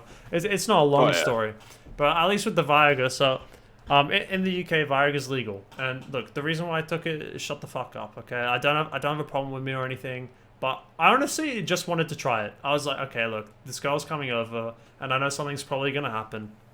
So let's just try and see what happens. You know, I knew it wasn't gonna make me perform better or anything. Yeah, that's just how it is. You guys don't get all the information, okay? Anyway, Nice. so I like, because I read the thing. It said like you can take it up to like an hour before or something, and it lasts a few hours. So I was like, cool. So I'm guessing what happens is when you're horny and like ready for the action, you just get that burn and then bam, it like lasts a while and then you know, all sorted. Okay, well, it turns out I didn't expect that I'll be horny before the actual sex, so that was obviously stupid because I'm a guy. And essentially, the reason she came over is because I was like, oh, well, you haven't seen Interstellar, so why don't you come to my place and we can watch the movie? Now, Oh good god. I did not expect that she would actually want to watch the whole movie. I thought we would, like, halfway through, we'd just stop watching and, you know, move on to more productive things. The funny thing is that, like, literally 30 minutes into watching the movie, I just popped a massive boner, and it wouldn't go away for the whole movie. And, like, I tried to escalate things and, like, you know, do Oh, something shit. to, like, kind of not to like force her into bed or anything, but just like I tried to make some moves, and it worked. But she was like, no, let's finish the movie first. That would have been fine, except and maybe I'm being a cunt, right? But the really annoying thing is she kept talking about random shit like cooking during the movie, and then what really pissed me off was that after the movie finished, which she made us watch the whole way through, she said that it was shit because it was confusing and she didn't understand it. Of course it was, because you were talking the whole time, you fucking cunt. I swear I'm not an asshole, but that stuff just annoys me. Don't say the movie's bad if you didn't fucking pay attention because you're talking to me about what you had for dinner last night. That's what I'm gonna say. Anyway, like with the fucking Viagra, I just had this massive boner the whole time, which she definitely felt, by the way, and was probably concerned by, because, you know, just the way we were like sitting. Don't And don't it- fucking lie, Joey. It's too small to okay, notice. and it was fucking uncomfortable, dude. It hurt, man. Like, I'm not using it again. Like, I had such, like, you know when you have such a big boner that it just hurts? I don't know if this is appropriate for YouTube, but I'm definitely not putting made for kids. Dude, it fucking hurt for like an hour, and during the Wow. movie, dude, Don't say that shit during this conversation. dude, and during the movie, I had to piss, so I went to my bathroom, Oh no. I couldn't piss, man. Like I literally couldn't. I couldn't. You know how it is. It just wasn't happening. So I couldn't piss. I think I can't even remember if I did piss or not. But yeah, even then, like it was just fucking nightmare. Could have been worse. Oh god. But that was my fucking Viagra story. I've never taken, so I have no story. How about you, John? I know you've got one funny one that I'm at least thinking of. At least with how you got it prescribed. I've never actually taken it. Like, in Australia, it's prescription-based drug, and you know, I'm 20 at the moment, and I was 19 when I got it prescribed. So, considering it's usually a drug for people over the age of 65, it was quite the feat to actually get a doctor to prescribe me Viagra. But we worked it out. I managed to get him to give it to me, and it was great. Never used it, but it was just having it there really reassured me. I actually remember that. I remember you telling me the conversation you had with your GP, and the funniest part was when you like somehow convinced him, and he was just writing out the prescription. He was like, "I should not be doing this." I'm pretty certain you didn't convince him. He was just kind of like, "Eh, fuck it, he's a kid." Well, yeah, but like I think did you have to convince him a little bit, Jono? Yeah. I had to go. I'd seen him twice. So it was like properly had to convince him. Where's Minas when you need him? Minas. Just to not use it. Would you use it in the future after hearing my story? Well, I mean, like, you know, if the moment was right and it was like the right sort of setting. Yeah. But see, the thing is, if the moment's right and it's the right sort of setting, then it'll work anyway. Yeah. Like you won't need Viagra. Honestly, the thing is, like if you're drunk. I can see it like working in the sense that you just take it actually before you're gonna have sex, and then you know if you have anxiety or something, then it'll work great. Of course, you know like you just can't get hard or something for whatever reason. But yeah, probably don't take it like 3 hours before you're gonna have sex, because like then you're gonna be watching Interstellar the whole time, not even able to fucking concentrate, and it's not that great. Well, if the movie was Interstellar. Oh, sorry, it was Inception. Inception, sorry. Even okay, more Inception doesn't even make any sense. It was Inception, yeah, it was Inception. Did I say Interstellar the whole time? Wait, did I say Interstellar the whole time? Yeah. I think so. Oh shit, yeah, I probably said that because I'm trying to fucking learn the piece on piano, so it's always on my mind. But yeah, it was Inception. Honestly, watching it again, kind of a boring movie, but I did have a boner the whole time, so who knows? Yeah, I mean... Also, she was talking the whole time about random shit, so... It's artsy bollocks, right? Like, it is a fun movie, and it's a really good concept, but it is artsy bollocks. Yeah, when it came out, I was like, oh, it's so ahead of its time, and the plot, and, you know, you had these, like, 1 hour long videos dissecting the plot. I'm sure to this day I didn't really understand the plot. You know, I got the gist of it, but, like, as a movie for the, you know, for the ordinary layperson, maybe, like, a bit overhyped. Interstellar, though, fucking fantastic. At least if you're into physics and stuff, because it's very accurate for what it is, based on current understanding, which is why I really enjoy the movie. Fun fact, actually, about Interstellar, and I found this really fascinating just on a physics perspective, is that the black hole featured in Interstellar, Gargantua, is actually one of the first properly physics modeled black holes made via a supercomputer. I didn't know that. One interesting fact I found out about Interstellar was that every second in the movie, there's a small tick you can hear, a little. Oh. And that every tick of that represents 1 year passing on Earth, or something like that, or 1 day, something like that.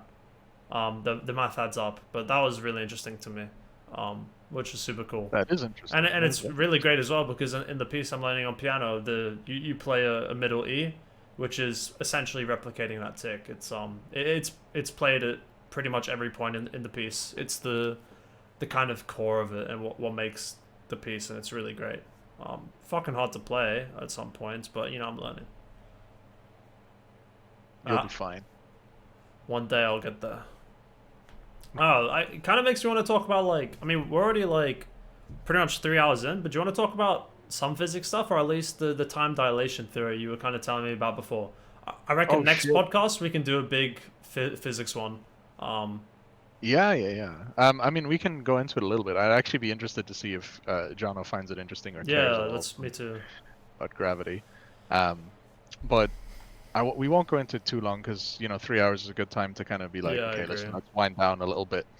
But let's have a little look at here. So I recently came into. Oh my God, do we still have the links? Because I don't have the links.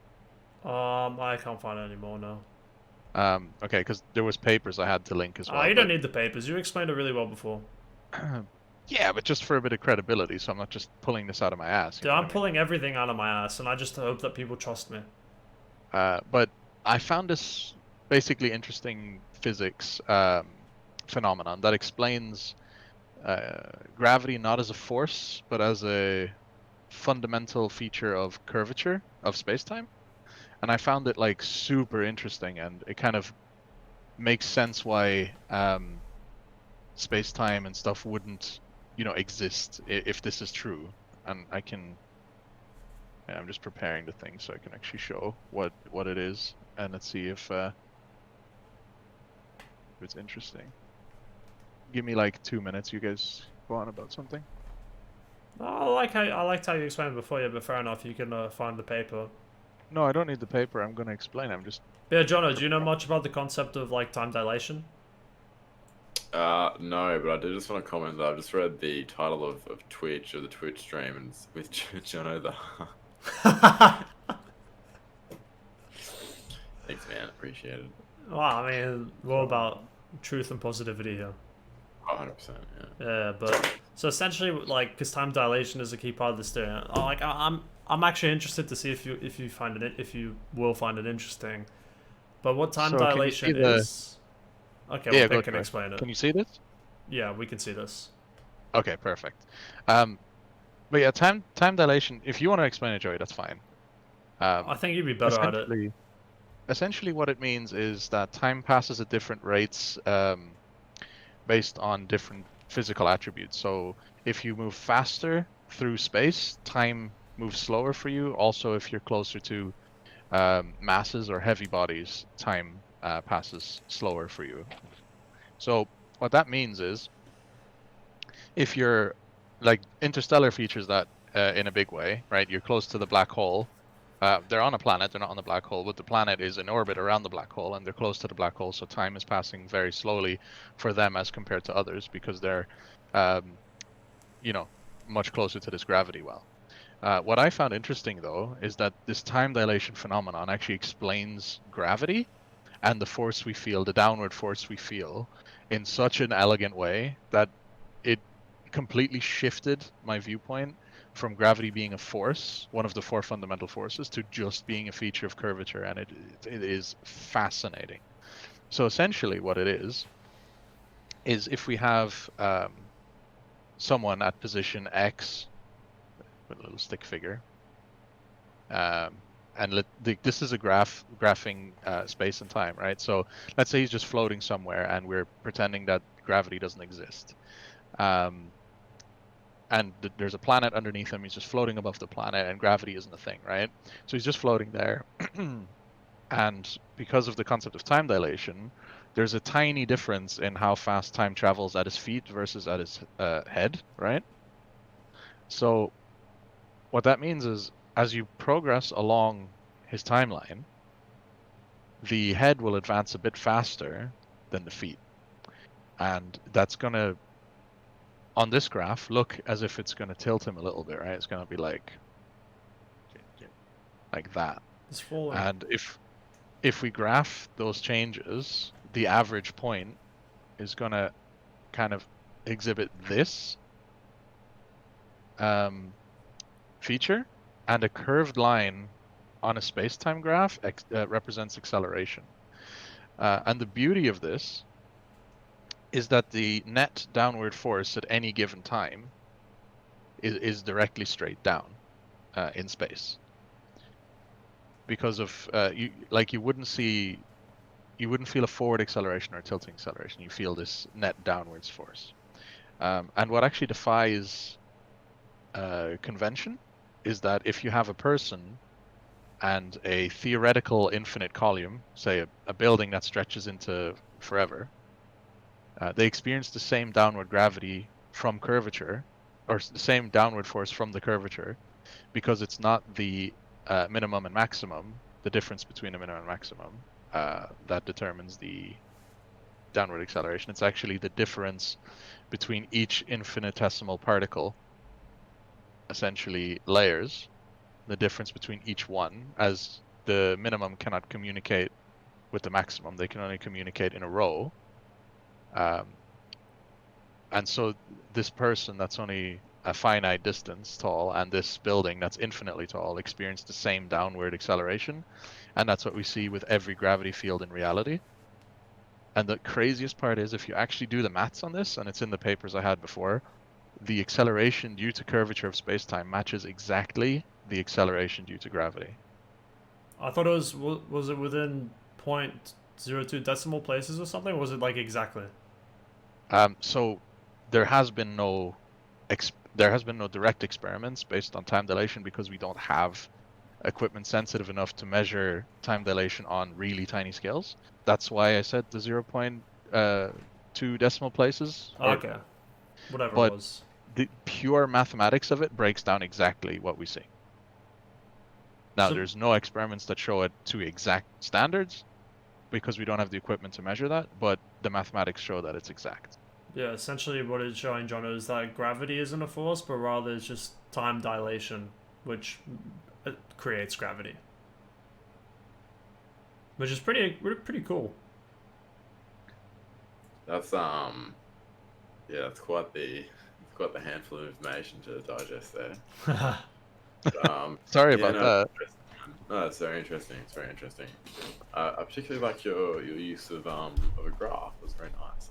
Yeah, Microsoft Paint. Oh, As an artist. it's Paint 3D actually. Yeah, fair enough.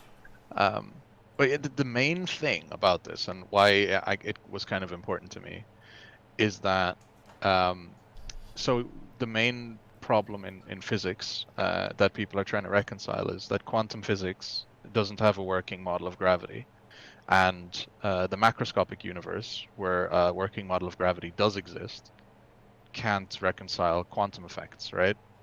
But if you just say, okay, gravity isn't a force, take that out of the equation and just attribute it to curvature, you can fit this curvature model into gravity because that already exists. You can already do time dilation and curvature calculations within the quantum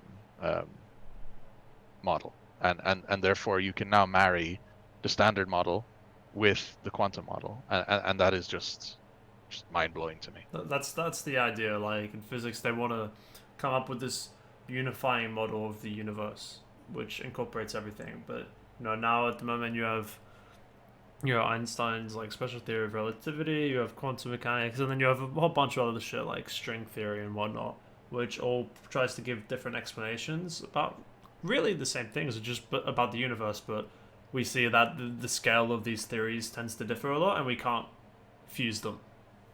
So this solves a big problem because it allows us to, well, not us, but it allows the real scientists to merge these models together, which is cool. Fucking gravity, bitch. Cool. Gravity, bitch. Breaking Bad line there, but science, right. Bitch. Yeah. But I've always had lots of trouble digesting and sort of comprehending physics and chemistry. I've never really been very good. I mean, look, bring up anatomy or physiology, I'm all over it, but physics and chemistry, or more so actually generally under the umbrella of maths, very different. Is something I have lots of trouble. It's just not the way I think. It's not the way I've been able to sort of do well in terms of like an academic setting, but yeah, fair enough. Yeah, like it's a curse for me because I find it interesting, but I hate mathematics too much to want to apply myself in physics. But I honestly think if I never went down the psychology route, then I maybe would have tried to go down the experimental physics route. The main downsides of that being I don't like doing research, which wouldn't have meshed well with me. But who knows in another world. Yeah, maybe. Yeah. Oh, yeah, like I mean, psychology is very research driven though. Yeah, I guess we can like ask this question to round off the podcast because we've been going for quite a while now. But so John, you're doing paramedicine, Chris, you're doing gastronomic science, I'm doing psychology. What would you guys have done, or what would you want to do if you weren't doing your respective field at the moment?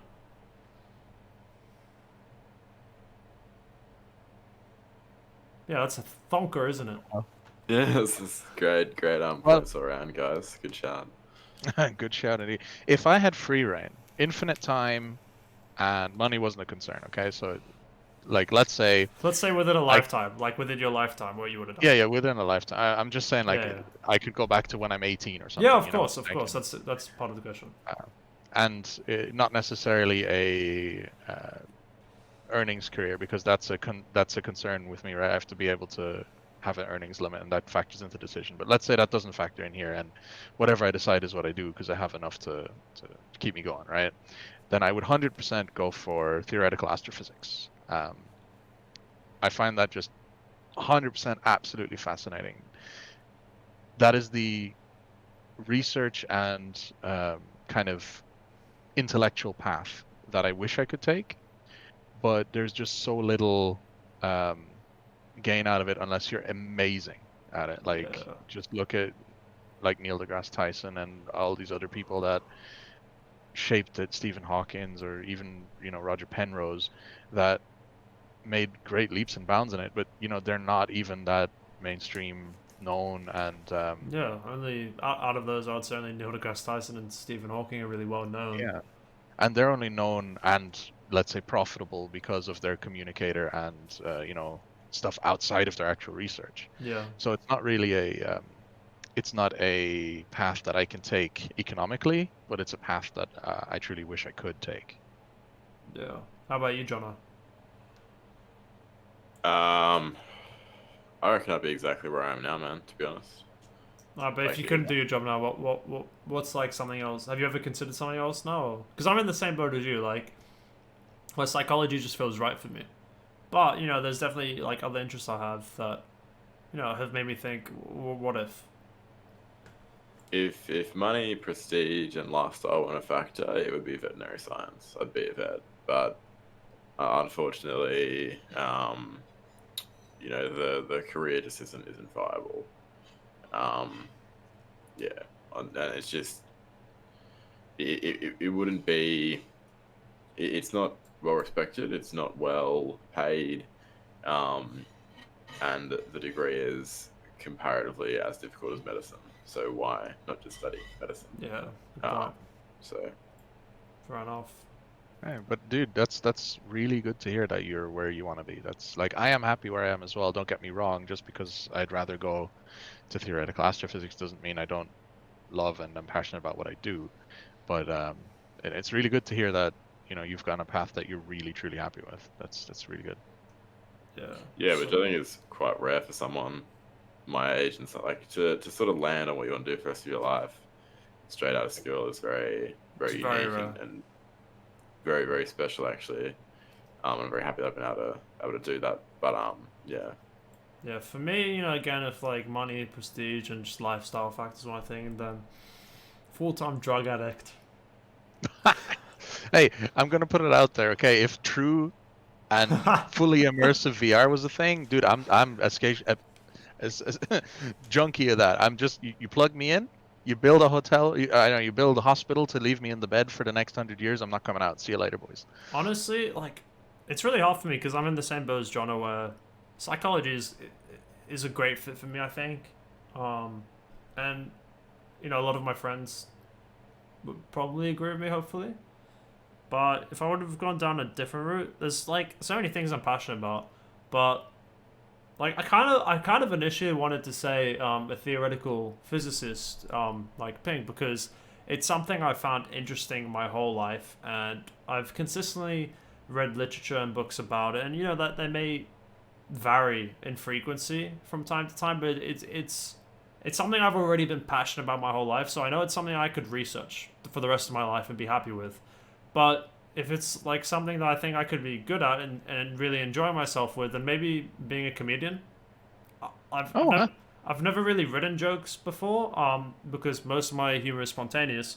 But I reckon that's also like that's a job that I could probably enjoy, and I find that I try to help a lot of people just with humor anyway, and it's definitely something, I use as a mature defense mechanism with myself anyway. Yeah, so I guess I would probably say comedian. Better get funny, Joe. You fucking cunt. But yeah, I thought that was a good question. No, that's good. This is like obviously there's like your very idealistic, well not very idealistic, but like your sort of if you could pursue your passion over a genuine career, like for me, a genuine career would be like veterinary science would be a genuine career. Yeah. If I could pursue something that wasn't that was sort of like non-conventional. Like when I was younger, I wanted to play pro CS. That's what I wanted to do. Like Yeah. 100%, that's all I wanted to do. But yeah, obviously now it's unrealistic, and you wouldn't be able to do it. But you know, I guess like if you ask 16-year-old Jono what he wanted to do, Get good, scrub. Be a bit more Asian, maybe. Damn, boy. I'm kidding. Shut up, guys. You're allowed to say that on Twitch and YouTube, probably. No matter who you are, no matter what you do, there's always an Asian better than you. Honestly, if it was like just passion and stuff, then I think psychology and like theoretical physicists is still very up there because I have a lot of passion for those. But honestly, like I have a lot of fun like streaming and stuff, and you know even just with like five people in the chat talking, it's super fun to me. So I could see that being really awesome if you have like a good viewership and you're like, you know, because it's just something you do for fun. You hop on every day and talk with people, and that's awesome. But yeah. Alright, I guess we can wrap this up a bit then. Pink, any final words you want to say? Man, it's nice to meet you, Jono. Yeah, like I said, I hope we can interact in the future. Maybe you can show me some more shooter stuff, and maybe I can grow to appreciate them. Other than that, man, I had fun. Yeah, how about you, John? Any final words? Yeah, man, I was really happy to meet you too, Pink, actually. And yeah, no, definitely, man, definitely. If we can work out the ping and we can figure that sort of stuff out, yeah, definitely we can hit it up. You can watch him play sometime. But also I just want to give a big thank you to you, John, as well. Not just for coming on the show, you know, giving us over 3 hours of your time, but you actually woke up at like 7 o'clock in the morning just to hop on here. So we really appreciate that. Without saying. For sure. Yeah. Obviously, I'll talk with you soon. But yeah. I guess we just wanted to do a little science teaser for next week because we wanted to do a big episode on that anyway. The past few weeks, so you can expect a bit more physics stuff if you're interested in that for next week's podcast. We don't know who the guest is, or even if there will be a guest. So you'll see when it's uploaded. But for now, just thanks for watching, guys, and we hope you enjoyed. If you did enjoy the video, then please feel free to drop a like and subscribe or leave a comment. It really does help us out a lot. And if you want to catch these podcasts live, then come to twitch.tv/dialectog around late evening time in the UK. Sometimes the stream time for the podcast can fluctuate depending on the guest, but most of the time it's going to be around 9 p.m. But yeah, just again, a big shout out to John, and thanks everyone for watching. Hope you enjoyed. Now for the traditional goodbye. I fucking love you guys. You're beautiful. Thanks, guys. Have a good one. We'll catch you next time.